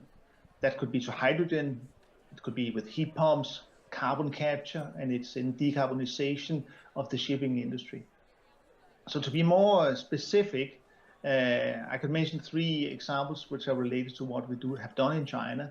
So our technology have been used in the north of China, where it has helped 7 million people in the city of Tai'an to get winter heating and also clean air in the city by reusing the waste heat from the local power plants, which are located 70 kilometers away from the city. If you look at the skyscrapers in China, 60 to 70% of those skyscrapers, they rely on our heat exchangers for efficient heating and cooling. And Shanghai Tower might be known, but that's just one example. And then Chinese shipbuilding, we support today with state-of-the-art decarbonization solutions. So the largest facility we have in China, which is up in Qingdao, is the ones that deliver these solutions. And then last month, the world's first methanol boiler system was delivered from this factory to COSCO Shipping, so a Chinese ship owner and shipyard group. And here you can say we're collaborating to position Chinese shipbuilding as also becoming a decarbonization leader. But that's through a collaboration between us as a foreign company and Chinese industry. So that's what we do in China. Those are quite big projects you're mentioning here, and affecting millions of people. Impressive. So Christian, in terms of solutions, it's come to my notification that you've just launched a new solution at the China International Import Expo. Is that the methane, or is there anything else you'd like to share? Yeah, no, that's true. We were just at CIIE, which is it's known in China generally. So we took the opportunity to do something we had not done before. So we did a global product platform launch first in China, and then the rest will then come. The rest of the world will come, and this around the heat exchanger called the T25. We decided to do so because it's a product that plays a crucial role in radical scaling of clean energy, and that could be hydrogen, but it could also be heat pumps. And it also is important in improving energy efficiency at large scale and volume in established sectors. So heating and cooling, heavy process industries, power production, stuff like that. And then thirdly, we have the importance of China. So for us, it looks like key reasons. It's the scaling up, which is there's a lot of talk about that. It's clean energy and energy efficiency, and then it's the general importance of China. So what we do with the T25 in China, if you look at hydrogen production, it's really important to bend the cost curve. And here, one of the key issues is energy efficiency. And the T25 heat exchanger is essential to achieve the required energy efficiency. With conventional technology, you lose approximately 40% of the energy as waste heat, and the T25 can be a solution to recover that waste heat and turn it into something useful. If you look at IEA, they point out that we need a 6-fold increase in energy storage by 2030. That's 1,500 gigawatt on a global level. A big part of that energy storage has to be in China, because you have this increasing amount of solar and wind, and with the intermittency, you need energy storage to have a reliable grid. And the T25 is designed to support that growing need of energy storage. So this technology is critical for making renewable energy a dependable part of everyday life in China. Also in other parts of the world, but now we're in China here. And then finally, urban heating and cooling in China and elsewhere, most of it is still fossil fuels. One way of making progress is to deploy industrial heat pumps, so they can be an enabler for decarbonization. Heat pumps use low-grade heat from data centers, from industries, from other sources, and we can convert that into carbon-free heating. The T25 is a perfect match for large heat pumps, so not just the regular heat pump you have at home, but industrial scale heat pumps. And then we can turn waste energy or waste heat into a valuable carbon-free heating source for cities in China. Truly inspiring. So that was why we launched it at CIA. Yes. This is truly inspiring. I have one last question to you, Christian. It's about the collaboration between China and the rest of the world. What could you say about that in a few sentences? What is needed? Because we need to do this together to scale, right? Yeah, I think the overall learning we have, not just from China, but from everywhere in the world, is that it's partnerships. We believe in partnerships, and we want to develop more partnerships in China. And I would say that has not so far been the easiest part of the equation. Some of the world's most advanced technology companies are hosted in China. So for us, it's natural to explore the opportunities for partnerships also in China. It has been highlighted by a few of the speakers and also the keynote that the world is to some degree still separate, whether it's carbon markets, technology, collaboration, geopolitics. But if we are to overcome the challenge, we need to collaborate and we need to cooperate. We think we have something to bring to the party. As a Swedish company, we are a technology provider and a knowledge provider, so we have something to bring to the party. So to accelerate and scale the clean energy transition, it's vital that we across the world, in Europe, in the United States, in China, we partner up to accelerate and scale the clean energy transition in China. So thank you. To put it shortly, what I want to do here is to collaborate with Chinese companies, Chinese partners, but in particular Chinese institutions. Yeah. Well, thank you so much, Christian, and thank you all the guests, the rest speakers here on this panel. This has been truly inspiring to listen, because we need to do this together. We need to work together, and we're many countries in the world that need to collaborate and to getting this right and getting it right in time. So thank you very much for joining us, viewers and also panelists. So let's move on. Thank you.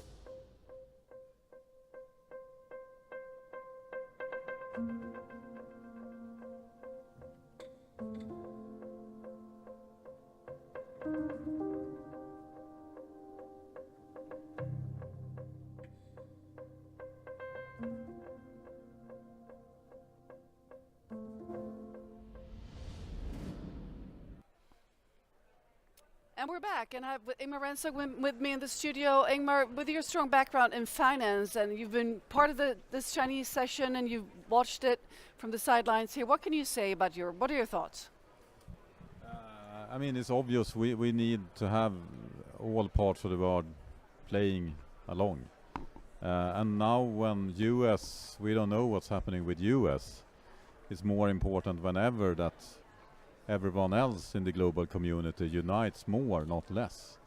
And I think we have so much to learn from each other. We need to keep doing that, and I think it's important to share all perspectives and see where we have the most things in common to keep pushing, keep going. If we can't run, let's crawl, that Al Gore said earlier today. So collaboration is key, and any thoughts that you have from your perspective in making this happen from the financial perspective, because that's really where your background is, and the ability to get money in the right direction here. Yeah, I think what's key, and also where that was discussed here, we need public money and we need private money, and there's a challenge to get green tech profitable, green new way of doing things, green business model profitable, not in the long term, but in the short term. So if we get public money into it, we also get governments involved, creating long-term rules that will get the private investors to trust that this is not going to be changed in the next election, etc., and then we do the investment. That is actually what I think we're going to see now in US, where we still have the US Inflation Act. The effect of the US Inflation Act will continue even when Donald Trump will enter the White House again, because you get this collaboration between public money and private money. And procurement is key here, of course. But in order to get that to happen, the public money needs to go first. The private money will never lead, they will follow. So I think we need to get this happening, not just on a national level, not just in big regions like Europe and Asia. We need it to happening on a global level, because if we are dependent on each other, public, private, and in different regions, we will create an ecosystem that will be a win-win to continue to do. And we're not really there yet, but that's where I hope that we can get this ball rolling. Well, thank you very much, Ingmar Bensog. And now let's move on.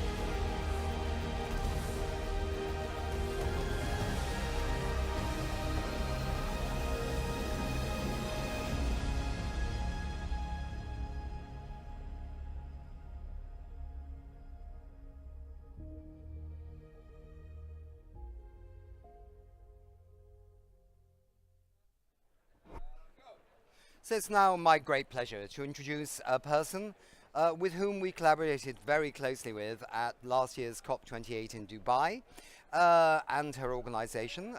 Please welcome Tzipora Behrman, who is founder and steering committee chair of the Non-Fossil Fuel Proliferation Treaty.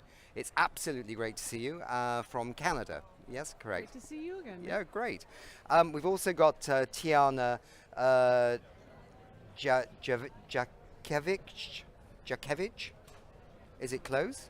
Say it properly for me. Jakisevich. Okay, great. And she's Pacific Treaty champion, also with the treaty, and Thando Lukuku, coordinator, South African Climate Action Network. Correct, yes. Great. Good to be with you. Thank you very much, Nick. So I got 1 out of 3. Okay, fine. Thanks very much. So, for those that don't know yet, I mean, what is this treaty? Just briefly outline what it's about, what you're trying to achieve. The goal of the Fossil Fuel Treaty is to create a companion agreement to the Paris Agreement, because for 30 years we've been talking about emissions and targets, but fossil fuel production has been continuing to grow. So right now we're on track to produce 110% more oil, gas, and coal than we can ever burn if we want to stay below 1.5 degrees, and that's by 2030. So the Fossil Fuel Non-Proliferation Treaty would be an agreement between countries that would be legally binding to stop the expansion of oil, gas, and coal, to manage a wind down in a way that is just and fair and financed, and to fast track a transition to a just transition.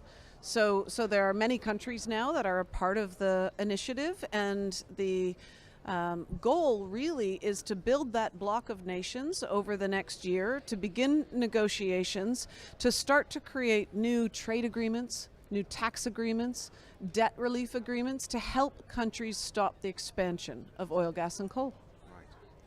And I mean, last year at COP28, in a sense, you were very successful in pushing for keeping the phase out, or the transition in a way, certainly, from fossil fuels in the final text. And also there were a lot of countries that also wanted that as well. What has happened in the last 12 months, and what do you think is happening here in Azerbaijan? We were very successful last year in, literally for the first time in 30 years, getting the countries to acknowledge that we needed a phase out of fossil fuels. Since then, we were able to hold that line in New York at the Summit for the Future, and it wasn't easy. Many countries argued to have the reference to fossil fuels taken out. And let's be clear, fossil fuels have been invisible in climate policy and negotiations for a long time, probably because the fossil fuel industry wanted them to be invisible. But we were successful in New York and in Dubai, but we haven't really seen a roadmap yet for how that could happen. We haven't seen significant movement forward on the fossil fuel phase out. In fact, many countries in the world are expanding fossil fuel production right now.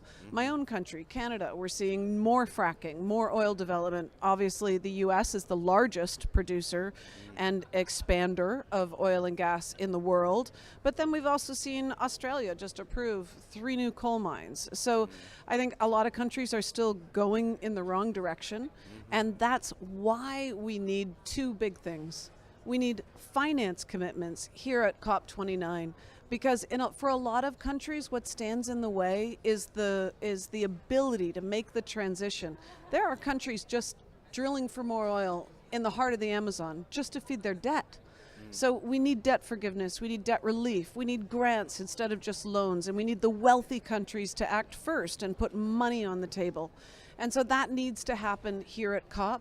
But we also need a fossil fuel treaty, because we're not going to be able to see all of the mechanisms fast enough that will create a roadmap to get off fossil fuels just in the Paris Agreement. We need a new international cooperation and global governance, and that's why we also need a fossil fuel treaty. So, Tiana, you're based in the Pacific, you're based in a beautiful island. Please inform the audience where that is. Aotearoa, New Zealand. Thank you. And you're at the forefront of efforts to phase out fossil fuels and revitalize indigenous knowledge to tackle global climate change and biodiversity losses. Tell us how you're doing this.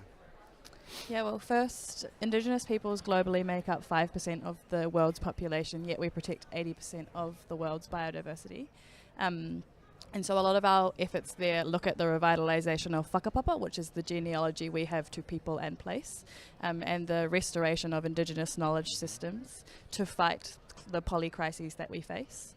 In terms of fossil fuels, New Zealand at the moment is repealing our offshore oil and gas ban, among a whole host of other environmentally degrading pieces of legislation. So we work at the intersection of advocacy and action across Aotearoa and the Pacific, noting that we have a obligation to our relatives and whanaunga in the South Pacific to be the leader we purport to be, and also to our peoples at home who are constantly facing the devastating impacts of the climate crisis today. Right. And Tando, you're in South Africa. You coordinate the South African Climate Action Network. What is your focus with this? And perhaps what is your focus here at COP? Yeah, so as you know, Nick, South Africa recently received this 8.5 billion to transition away from fossil fuels. So our primary role at the moment is to support South Africa in their transition, specifically to advocate that they have more ambitious climate goals in so doing. So that's primarily what our action is. Together with that, we then coordinate civil society responses around climate action within South African landscape. Specifically here at COP, though, our focus is on Article 6 and on NCQG. These are the two biggest things domestically which I think affect our country. And so that's what I've been tracking, what we've been tracking since we've been here. Article 6 being carbon markets. Carbon markets in the word, yes. Are you pro or anti? Anti. Right. Anti. However, it is one of those things that is very much it's happening, right? Yeah. So as opposed to being outside of the room, you try to get in the room and figure out how you might affect how things are being done, so that at least they're more responsive to people's needs and concerns on the ground. Yeah. So they're a bit like Donald Trump, aren't they? I mean, it's happening, right? And we will have to face up to it. So what are we going to do about it, right? I mean, you're Canadian, you're not United States of America, but I think everybody obviously was a little bit shocked, and we've all heard a lot of rhetoric coming from the president-elect. But I get a sense in these corridors I've been going around, it's not like the last time he was elected, which was when the COP was held in Marrakesh in Morocco, and you couldn't hear a pin drop when the news came through. I mean, here it seems whether they're just busy like bees making a lot of noise, but not being as productive as bees in the rooms here. But there seems to be like, okay, well that's happened, but we need to move on, right? And it's a world of 190 plus countries, not just one country. Do you think that the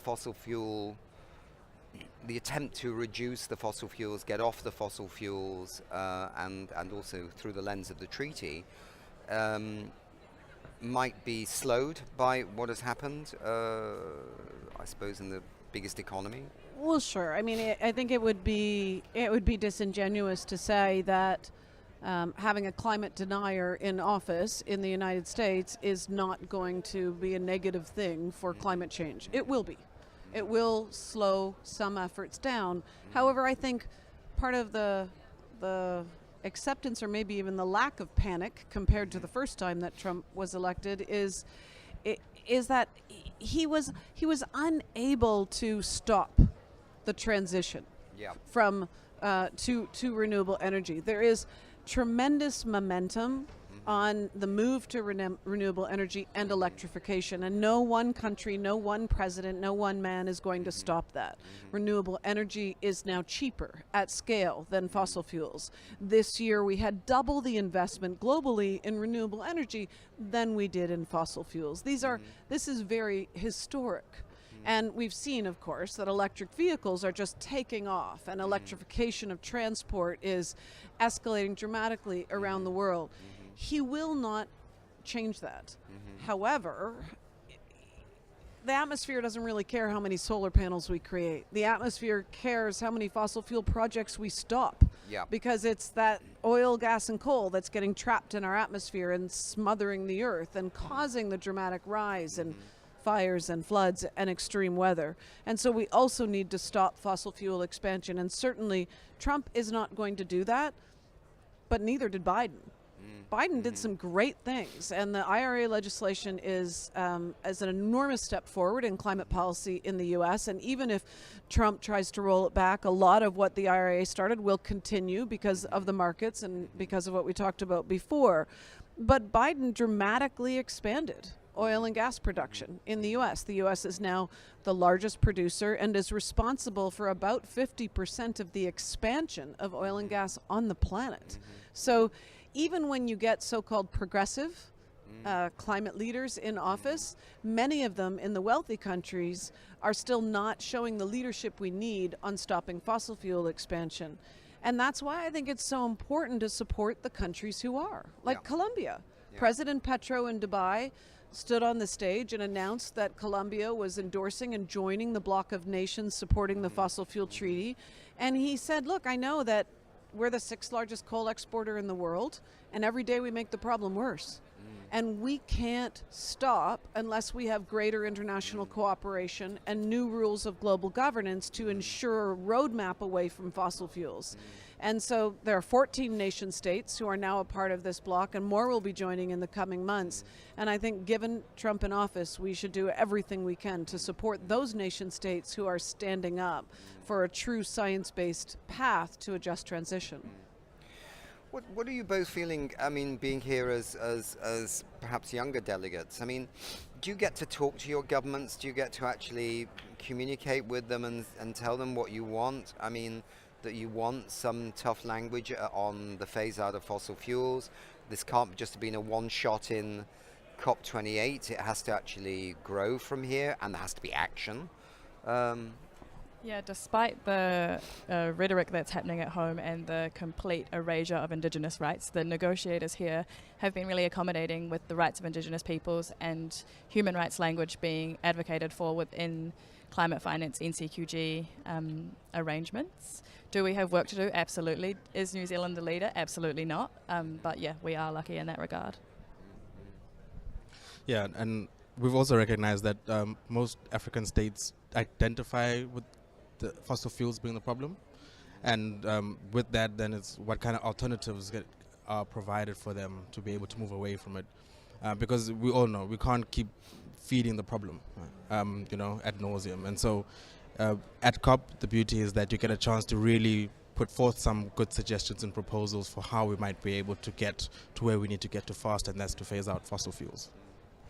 There's this proposal that's been floating around this week from the former head of the UN Framework Convention on Climate Change, Christiana Figueres, one of the world's leading scientists, Johan Rockström, and Sandrine Dixon de Cleve, who's a good thinker as well in lots of things, including with the EU and stuff like that, on reforming the COP. And one of the things is that it shouldn't be happening in a kind of fossil fuel major country, that's a kind of red line. I think we've all had mixed feelings about the last COP, and maybe perhaps this COP as well. In your view, would that be a good idea, or would that, mean that you're not there to kind of influence these countries? I mean, it's that kind of debate, isn't it? If you have the COP there, can you influence them? I mean, there was that scene at the end where the Saudi Arabians were yelling at the Dubai UAE president, saying "You're not my brother," because he'd backed the phase out the phase out or transition language. What's your feeling about that? Is there a gut feeling? Is there an intellectual way of looking at it, or is it emotional? I don't know. I think it's absolutely critical that there are reforms to the process, and I think probably no one knows what better reforms are needed than Christiana Figueres. And look, one thing that's interesting about having the last couple of COPs in fossil fuel producing countries is that fossil fuels have been dragged center stage. In some ways, in the last 2 years, we're having a more honest conversation than we did in the 28 years prior in other COPs, where we didn't even talk about fossil fuels at all. So I'm glad we're having that conversation now. I do think they're right, though, that the presidency matters, and the presidency, whether or not that presidency is committed to actually moving forward, is essential for a COP. So I think the reforms they've proposed are really interesting. I would also like to see reforms that don't allow oil and gas and coal lobbyists to be here at all. Research came out yesterday that there are over 1,700 oil and gas and coal lobbyists here on the floors of COP. And, it's a bit like the fox watching the hen house. We didn't allow tobacco companies to be there when the frameworks and convention on tobacco was negotiated. It is, I think, absurd that they're at the table, and there's a lot of evidence now from Influence Map and others showing that these lobbyists being here weaken the outcomes of what countries are negotiating. Right. It's a bit like the old days when you went back into the past with COPs. I can remember as a journalist covering the Kyoto Protocol, COP 3 was it or something, in Kyoto in Japan, and there were tons of fossil fuel lobbyists in those days, all kind of slightly invisible, except Greenpeace worked out who they were and used to follow them around, which was quite interesting to watch. Yeah, I mean, your views on that. I mean, do you think we should just take it out of the fossil fuel countries until they start showing definitely that they're prepared to decarbonize their business operations? Or I mean, ideally, you wouldn't go to the place of the people that cause the harm to create the solution, right? Yeah. So it's kind of ironic that we are here in a fossil fuel producing country that doesn't provide any direct finance to the people that are facing the very real and blunt impacts of the fossil fuel industry. So yes, I must agree with Tatiana. I mean, we know where the problem is. We know that certain people have benefited from those problems, right? Yeah. But yet we choose to want to keep the conversation to push fossil fuels out in countries where the government is benefiting from it. Yeah. Seems counterintuitive somewhat. Yeah. How to do it, I think, is a difficult part, but I think doing it is probably the most important thing. Yeah. You know, it's not just about who's here. Uh-huh. It's also about how our governments are holding those companies accountable, and who's paying. Yeah. You know, right now our governments are financing fossil fuel companies through subsidies. About $13 million a minute is going from governments to fossil fuel companies in fossil fuel subsidies. What if that money was actually going to the finance that is necessary to help countries adapt and to help countries transition? It would be an entirely new ball game. So we need to look at not just who's here and who's hosting. We need to look at money flows. We need to look at who's benefiting. These companies have made $2.8 billion of profit every day for the last 50 years. They benefit from continued expansion of fossil fuels, and so those incumbents absolutely should not be here. And maybe we should try something entirely new about who's presidency. Maybe we should have the Indigenous Caucus be presidency for a year. Maybe then we'd get some really new thinking of how we should be approaching these issues, because what we need is international agreements that value life and living systems over profits to the oil companies. Or also value the science, because that's just been so clear now for so many years that this pathway is a road to nowhere, right? And I still can't believe, when I have occasionally met people from the oil and gas industry, that they don't understand the science, because I mean, mainly they're not stupid, they just have a different priority. Some might say greedy. But I mean, they're smart, they know. I mean, but do they really think that they can just pull up the drawbridge on the Noah's Ark and sail off as a happy band of fossil fuel people without any impacts at all? I mean, it's going to impact everybody eventually. But look, the fossil fuel companies know what's happening. I've met with the CEOs of most of the major oil companies in the world, and they know exactly what's happening, and they're not denying anymore that climate change is happening. But they want to be the last barrel sold, every single one of them, and so do many of our countries. And that's the problem, is that they're not going to regulate themselves. These companies are going to continue to try and produce as much as they can. And that's why governments need to regulate them, and that's why we need binding agreements to stopping the expansion of fossil fuels. And that's why I think we need a fossil fuel treaty and not just the Paris Agreement process. Yeah. With the fossil fuel treaty, I mean, what do you engage with people in your communities about this idea of a treaty to manage down, fossil fuels and eventually manage them out? What is the reaction from your friends, your colleagues, I come from the region that spearheaded the Fossil Fuel Non-Proliferation Treaty with 12, I think, Pacific nations currently. And so, yes, we're really lucky there in the South Pacific nations that have endorsed so far. There's been really clear alignment between what CSOs want and what governments want to phase out fossil fuels and climate change. In Aotearoa, we house the largest Pacific diaspora.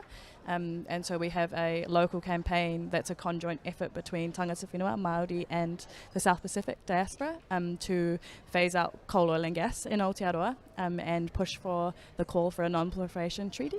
Yeah, similar to South Africa, particularly in certain parts of the country, there is a strong dependence on coal specifically. But in those regions as well, they've seen the impact that burning of fossil fuels has had on their health, for instance. So engaging on them on pushing back on fossil fuels and the non-proliferation thereof makes sense because of how directly impacted they are by the burning of fossil fuels. And so the conversation becomes a fairly fluid and simple one to have, because it's not like you're talking about an abstract idea, right?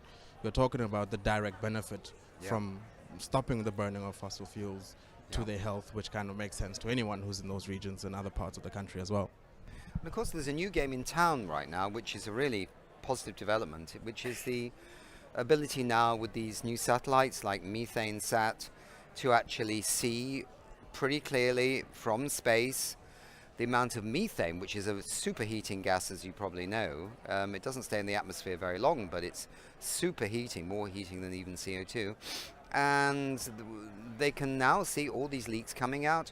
The coal mines, for example, that was once, you know, I mean, the official numbers that are reported back to the UNFCCC by nations with coal mines on their emissions, when you actually now compare what they report back to the UNFCCC versus what the satellites are seeing, it's a massive, massive difference. And I mean, what's that song, Nowhere to Run, Nowhere to Hide? I mean, you know, nobody can deny anymore the sheer volume of greenhouse gases, including methane, coming out of the coal mines and the oil and gas industry as well. So, I mean, I get a feeling that this is changing a little bit the pressure on the fossil fuel industry, because I think before they were slightly wriggling out about how many emissions they were really putting up into the atmosphere. I think that's a positive development. Absolutely. And of course, very new. So we're only just starting to see the data come out for many regions, and I think it's really embarrassing. It's really embarrassing for the industry. It's embarrassing for the big countries who are doing the most production, because they haven't been tracking it well enough. The industry has been lying about how much methane is escaping, and I think though we need to be pushing not just for these global methane pledges, but we need to be pushing for solid regulations and laws to stop the expansion, to stop the leaks, and to get companies to commit to plug the leaks of methane and to reduce methane. On the show, we had in the last few weeks quite a few people talking about this. We had the European Union, who now have methane regulations, as you may be aware, and these regulations say if you are going to send any gas to the European Union, we're not going to take it from producers or whatever that are not at least plugging the leaks of their leaky oil and gas pipelines. And I said to the guy from the EU, well, what are the penalties? So, well, right now, not really any. But I can promise you that by 2027, 2029, if we don't see any change, then those will start coming in. It's a bit late, of course, as everything is late. But it's a good start to start saying, okay, we're going to put some trade rules on this in a sense. And Nigeria now has got regulations for this as well, because they know they won't be able to sell some of their gas if they don't comply. So it's kind of interesting that this is coming along too. Maybe that could be a supportive structure. Let's see, I don't know. I think we're going to see a lot more trade rules and a lot more levies in the months to come, as it's almost like the battle lines are being drawn between countries who are acting and countries who are not. And I think that's really critical. I mean, I think we have to create incentives. Right? That's I think the trueness of it. We have to create incentive to move away from what we know is the problem. And I think such kind of measures do help things to move along a little bit faster. And I think, as you've said, Zipporah, we'll start to probably see it happening in a lot more parts of the country. I mean, the US has also got the IRA, and the Japanese has also won something. Because they are a producer and an exporter, and the EU is a importer. So there is, but anyway, we'll see if those regulations stay. But the EU seems to be pretty clear about it, and I hope they can hold the line, because actually when you look at a map of the world and you look at emissions, it seems like the EU is the only one right now that's actually moving in the right direction, right? I mean, it's if the EU goes, it's going to get even more messy, right? So, well, look, we could chat about this for hours, but we know there are important things that you all have to do, and it's Saturday. So I would like to say thank you for being with us, and thank you for sparing the time. Sorry the show was a bit delayed, but it involved a foot, a high heel, and a plug socket. And with that, we will say goodbye and thank you very much indeed. Let's move on.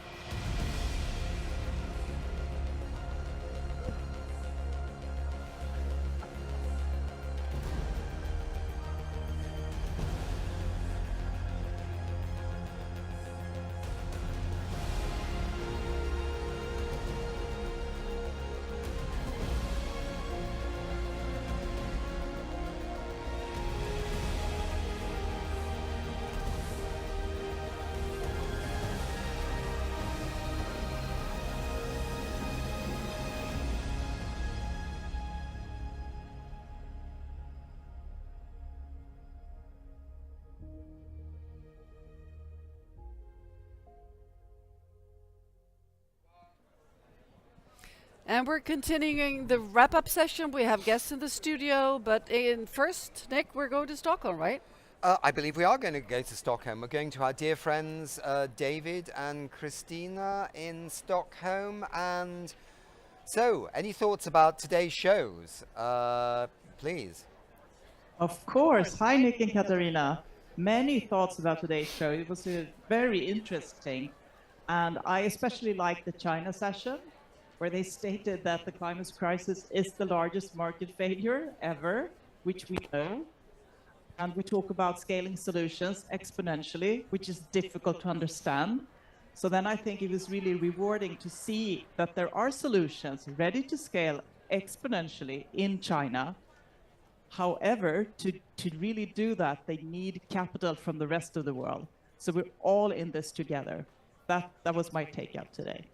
David, what was yours? Well, I would like to bring back globalization, perhaps, following on what you're referencing, Christina. When I was a young man in my 20s a while ago, globalization was sort of a hot topic, but we were talking about like free trade and worker exploitation and free-flowing capital that was creating financial crisis and so on. And that's not the globalization I'm talking about. I'm talking about international collaboration to really push the global climate transition that we need. Maybe a global wealth tax, or maybe not a nationalization of oil companies. Maybe the UN should take them over instead and wind them down. And of course, this relates also to creating global markets, global carbon markets, and other ways of sharing innovation and working together as a global community. So bring that back, please, because as you know, we're not heading in that direction right now. Can I ask a thing? I mean, I must say, I'd never ever thought, and I didn't really even know what biogas was until I actually listened to that lady. And I was really a bit hazy about it before this show, but I didn't realize that just literally loads and loads and loads of methane coming out of all kinds of waste, from organic waste and animal dung and hay in farms and blah, blah, blah. But actually a huge amount of methane can produce from the anaerobic, the bacterial, breakdown of this. You collect it and you've got like a little generator on your farm or your community, or something really quite big for a community if you want a big biogas station. It's really good. I throw all my eggs and bananas, peels and whatever that's organic. I throw them in a separate bin and give it to the local municipality, and they produce biogas from it. Really? So that's one methane adaptation that we could share around the world. Yeah, absolutely. Yeah, it's legally mandated now in all over Sweden, and it's coming in all over Europe too. So that's a good source of collecting the methane. Yep. So thank you, Christina, and thank you, David. And now next to me here in the studio is Anita Soina. You're a climate change advocate and also Green Party politician from Kenya. And wonderful to have you with us. We try to have you every wrap up here in the session. So Anita, turning to you first, what is your impression of this day at the COP? You network a lot, you walk around, you meet a lot of people.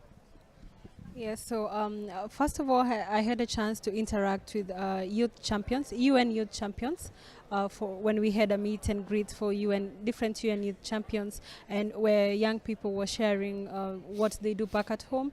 And we were at the water pavilion discussing the role of young people in advocating for WASH and why it is important.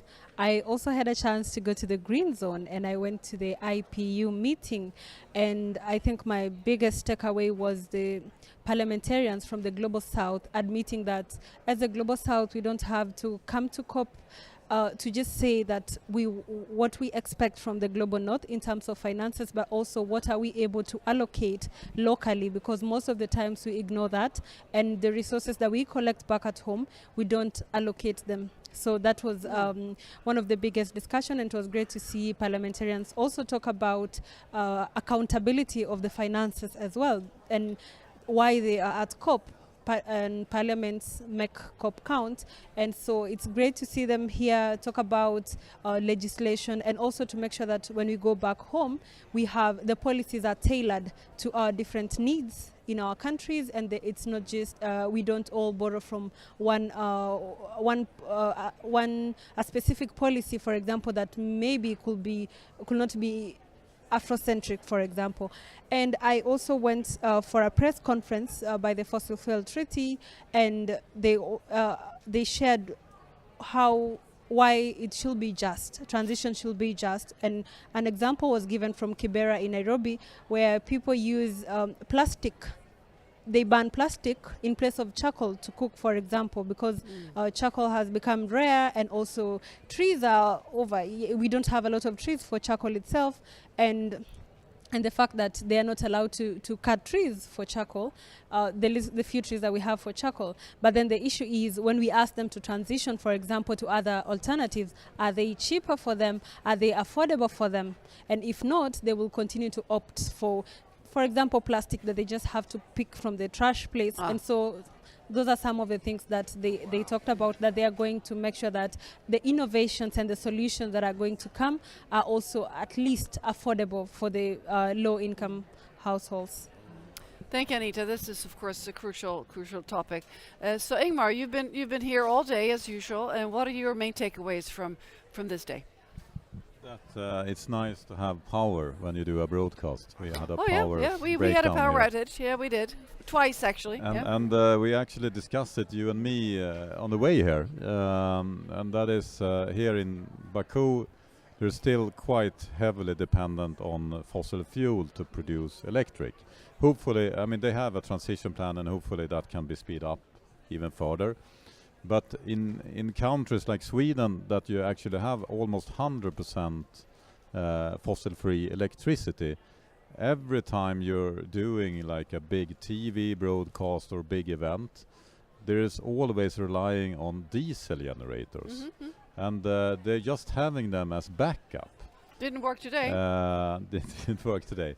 The thing with those diesel generators, in order for them to work, they need to be running all the time, even if you don't use the energy. There's a brilliant solution to this. We have it in most modern cars. It's called battery. Yeah. So I regret that we didn't bring the battery to power our broadcast studio here. But I think that helped us prove the point that we need to stop using those diesel generators. Even if you're a country that are relying on fossil fuel for electricity production, it's not good to have the diesel fumes next to where you are living. So regardless, wherever you are in the world, stop using those DC generators and use the batteries instead. Thank you, Ingmar. That was a different learning from today. Have a biogas little power plant, yeah. Yeah, but maybe not like far away. Not here, no. So Nick, anything you want to add, your takeaways before No, not really. I mean, it was good to hear from the fossil fuel non-proliferation treaty right now, and two people, one from New Zealand. I can't actually pronounce the Maori name very well, for New Zealand and South Africa. I mean, two young people, very active indeed. I wonder where that treaty goes next, given the atmosphere in the world. I hope it goes forward, right? And I hope those 130 plus countries in COP28 last year step up at this COP and say again, I'm sorry guys, we're not slowing down on this. We need to go even further with the fossil fuel transition out. So I'm hoping at the end of this COP the pedal won't be off, on that particular issue when it was a bit of a win in COP28. So my big takeaway from today was the talk that I had with two youth activists that were really showing the power of the transition that comes and the power that comes from the youth. And one of the statements there was really gave me goosebumps in terms of he spoke straight into the camera and said, if the world leaders don't step up, they need to step aside because we're coming. And it was just really, really lovely to hear that, just to feel that power in the room. Speaking of power, we had outage and we need to cut this wrap up fairly short, but we do have two more guests coming up, so let's move on.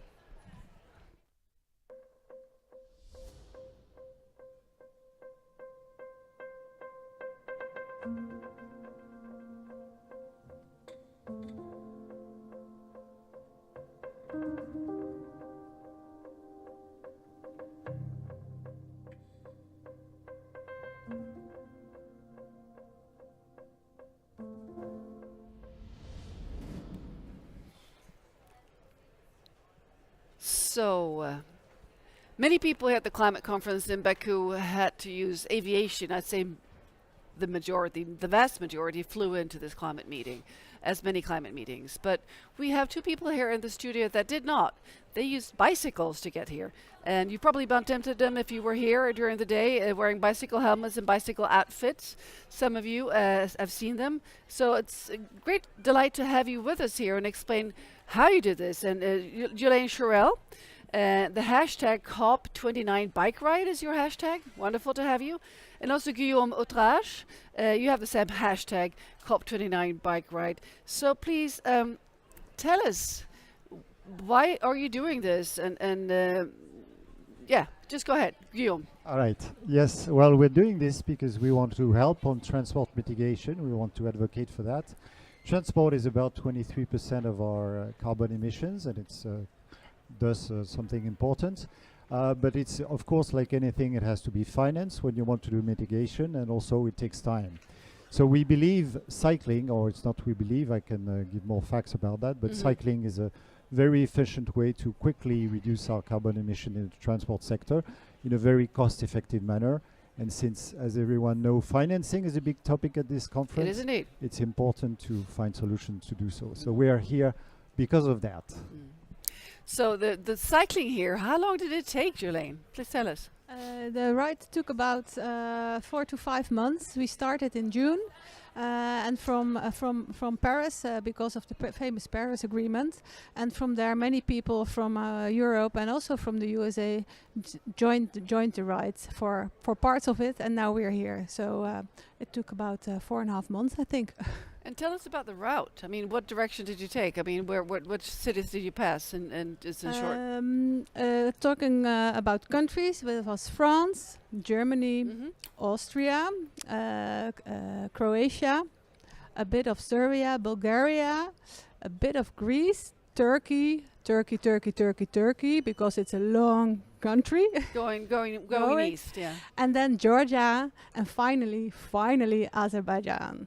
So that was wonderful. That is terrific. So some countries, we have some strong track records from some countries like Denmark and the Netherlands, where people have, for many years have been commuting with bicycles. I think in Copenhagen it's 40% of the daily trips that are made by. Indeed, yes. Indeed, yes. It is 40%. Yes. And I'm from across the Sound from Malmö. We're up at roughly 32%, so we're quite good too. So how can we make other countries follow suit? Guillaume or Julien. Yeah.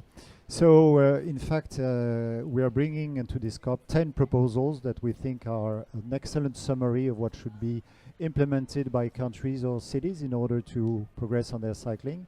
You were talking about what is called, in fact, what you're referring to is called the modal share. That's the share of biking in a given city or other places.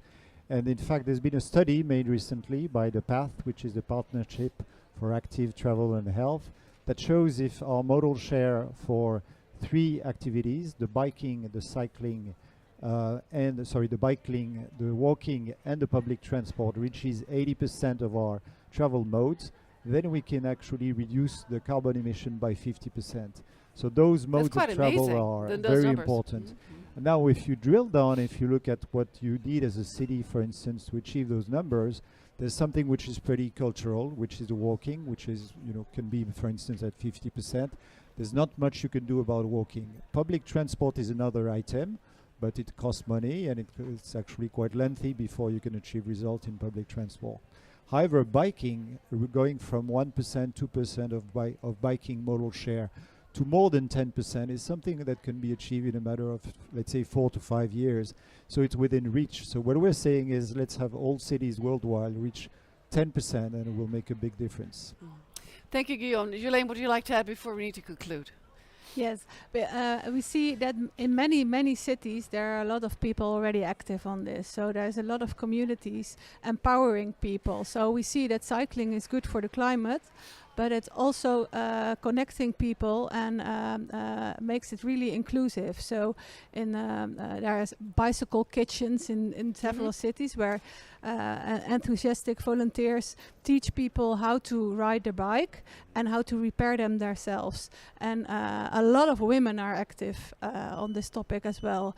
So it really empowers women and improves inclusivity. So biking is really important for both climate and the people, and that's what we see along the whole trip. So it connects. And I have to say, I live in Berlin and I don't have a car, so I just have my bicycle, my walking, and my public transport. So that makes me a model citizen, hopefully in your eyes.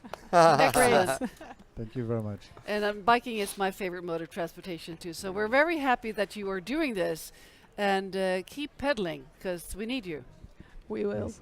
Maybe we can conclude by our motto, as we say quite often, or we say that we ride slower so they change faster. Oh, that's brilliant. Well, thank you so much. Let's move on. Before we conclude this broadcast, we're moving on to watch a fantastic speech. And it was given yesterday by Al Gore here in the plenary, one of the plenary rooms. And we were able to get the tape, and we will air it now. And it was very much appreciated in the room. Lots of applause. And it's very empowering. So please enjoy, stay, watch this, and share it, because this is going to make you become even more active in this fight. Thank you very much for this day, and thank you for watching We Don't Have Time. Ladies and gentlemen, please welcome the former Vice President of the United States, Mr. Al Gore. And I'll introduce you. Thank you. Thank you very much. Thank you, ladies and gentlemen. My colleague and partner, the co-founder of Climate Trace, Gavin McCormick, is with me, and we're going to be presenting together today. It's a great honor, of course, to be with all of you, and for those of you who have devoted so much of your lives and so much time to this effort, thank you very, very much. As you know, so much depends upon it.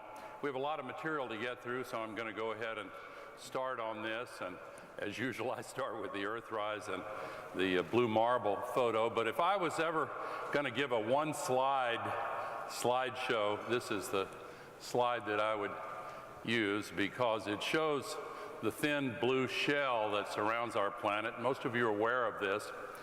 It's blue because that's where the oxygen is, and that's also where all of the global warming pollution is. And it's so thin that if you could drive a car straight up in the air at Autobahn speeds, you'd get to the top of that blue line in about 5 to 7 minutes. And that's what we're using as an open sewer for all of the global warming pollution that we are putting into it at the rate of 175 million tons every single day.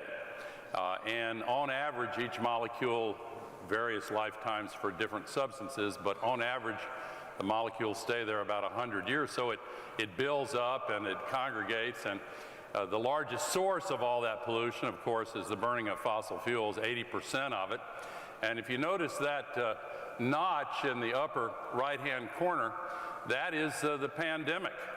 And when the pandemic hit, the emissions went down 6%, and then the following year it went right back up again, 7%.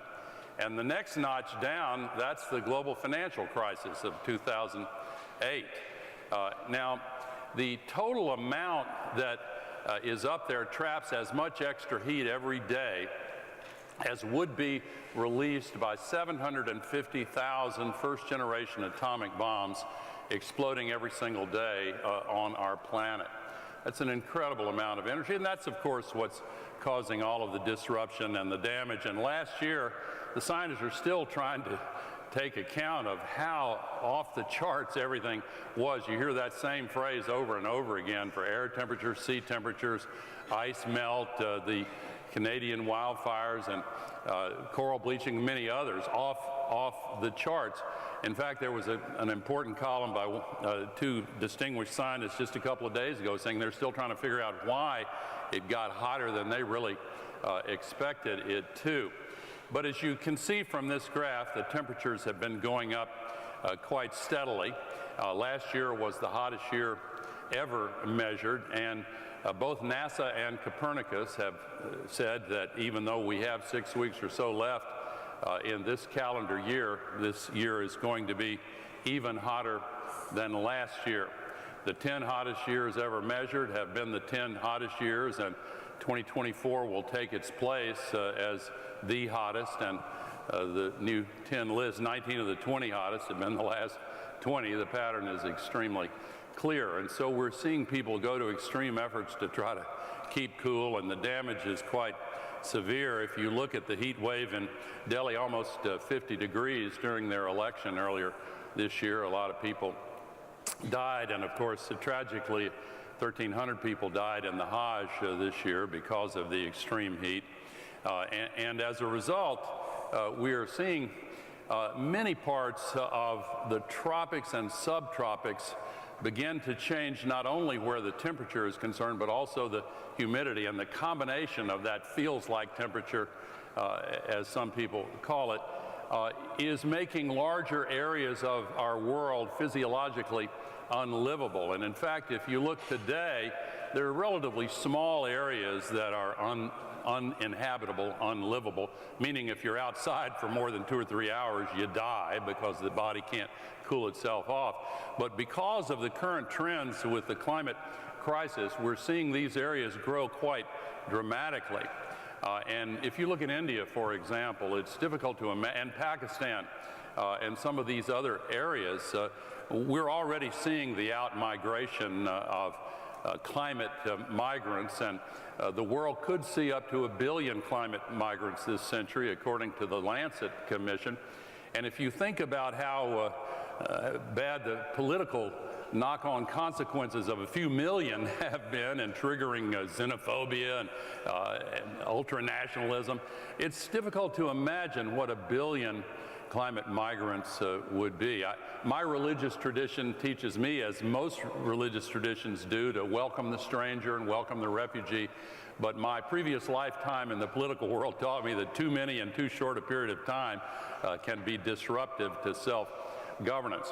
Now, stepping back and looking at the world as a whole, 93% of all this extra heat is absorbed in the oceans, and it's quite dramatic to look at how much of it is going into the oceans, because it goes 2,000 meters down and even deeper. And astonishingly, half of all of this increase has been in the last 20 years. And if we don't do something much more than we're trying to do now, then this will double again. And the consequences are completely unacceptable. We have to face up to this. We have to. And I think people pretty much realize that And as the oceans heat up so much, they give a lot more water vapor up into the sky, and the warmer air holds a lot more water vapor. For each degree, it's a 7% increase in the holding capacity of the atmosphere. And so these atmospheric rivers are already, the average atmospheric river equals 27 Mississippi rivers, 90 Danube rivers, and when they come over the land and the conditions trigger a downpour, the downpours are much larger. They're called rain bombs by many scientists now, and we are seeing this in every part of the world. And just 2 weeks ago in the Mediterranean, if you look at the sea surface temperatures in the Mediterranean a couple of weeks ago, that's 2023 and this is 2024, the end of October, that's when the hot Mediterranean started giving up so much water vapor, and it comes in the atmospheric flows over Valencia, and you saw what happened in Valencia. It was just a horrific tragedy. More than 200 people were killed by it. Thousands of homes died. It started in the wee hours of the morning, and you saw the sun come up in this video. Now the sun's gone down, and it's still raining there. It started raining again a couple of days ago, and as a result, we just saw incredible chaos and damage, and 217 people killed, and of course there is now a desire for a reckoning there in that province. This is a similar situation just a few weeks earlier in near my country in the Gulf of Mexico. That's the average water for the previous 10 years. That's last year, and that's the water temperature for this year. And on September 20, Hurricane Helene became a massive super hurricane, slammed into Florida and went all the way north up to a region near where I live, but North Carolina got the brunt of it, and you saw more than 226 people. There were 226 people killed there, and this region has been severely damaged. The same week in Nepal, roughly the same number of people were killed by the massive rain bomb that hit Nepal. More than 200 people killed in Nepal by this event. And the same thing happened in Nigeria. You can go around the world, and of course, Typhoon Yagi in Southeast Asia, more than 500 people. And I could show you this happening all over the world. And I used to say this happened 5 years ago, this happened 10 years ago. Now I say this happened last week, this happened 2 weeks ago, because it's getting worse. It's getting a lot worse quickly, and will continue to get worse until we as humanity decide to organize ourselves well enough to take action. That's what we're supposed to be doing here at this COP. Same thing happened last May in Brazil. This is by far the worst flooding tragedy Brazil has ever had. This region, people are worried that it may not be able to recover. Devastating tragedy. 169 people killed, 600,000 people moved from their homes. This region may not recover. I hope it will, of course, and the people there are resilient, but it's a great challenge. And of course, my dear friend Simon Steele, who all of us love and admire at this organization, his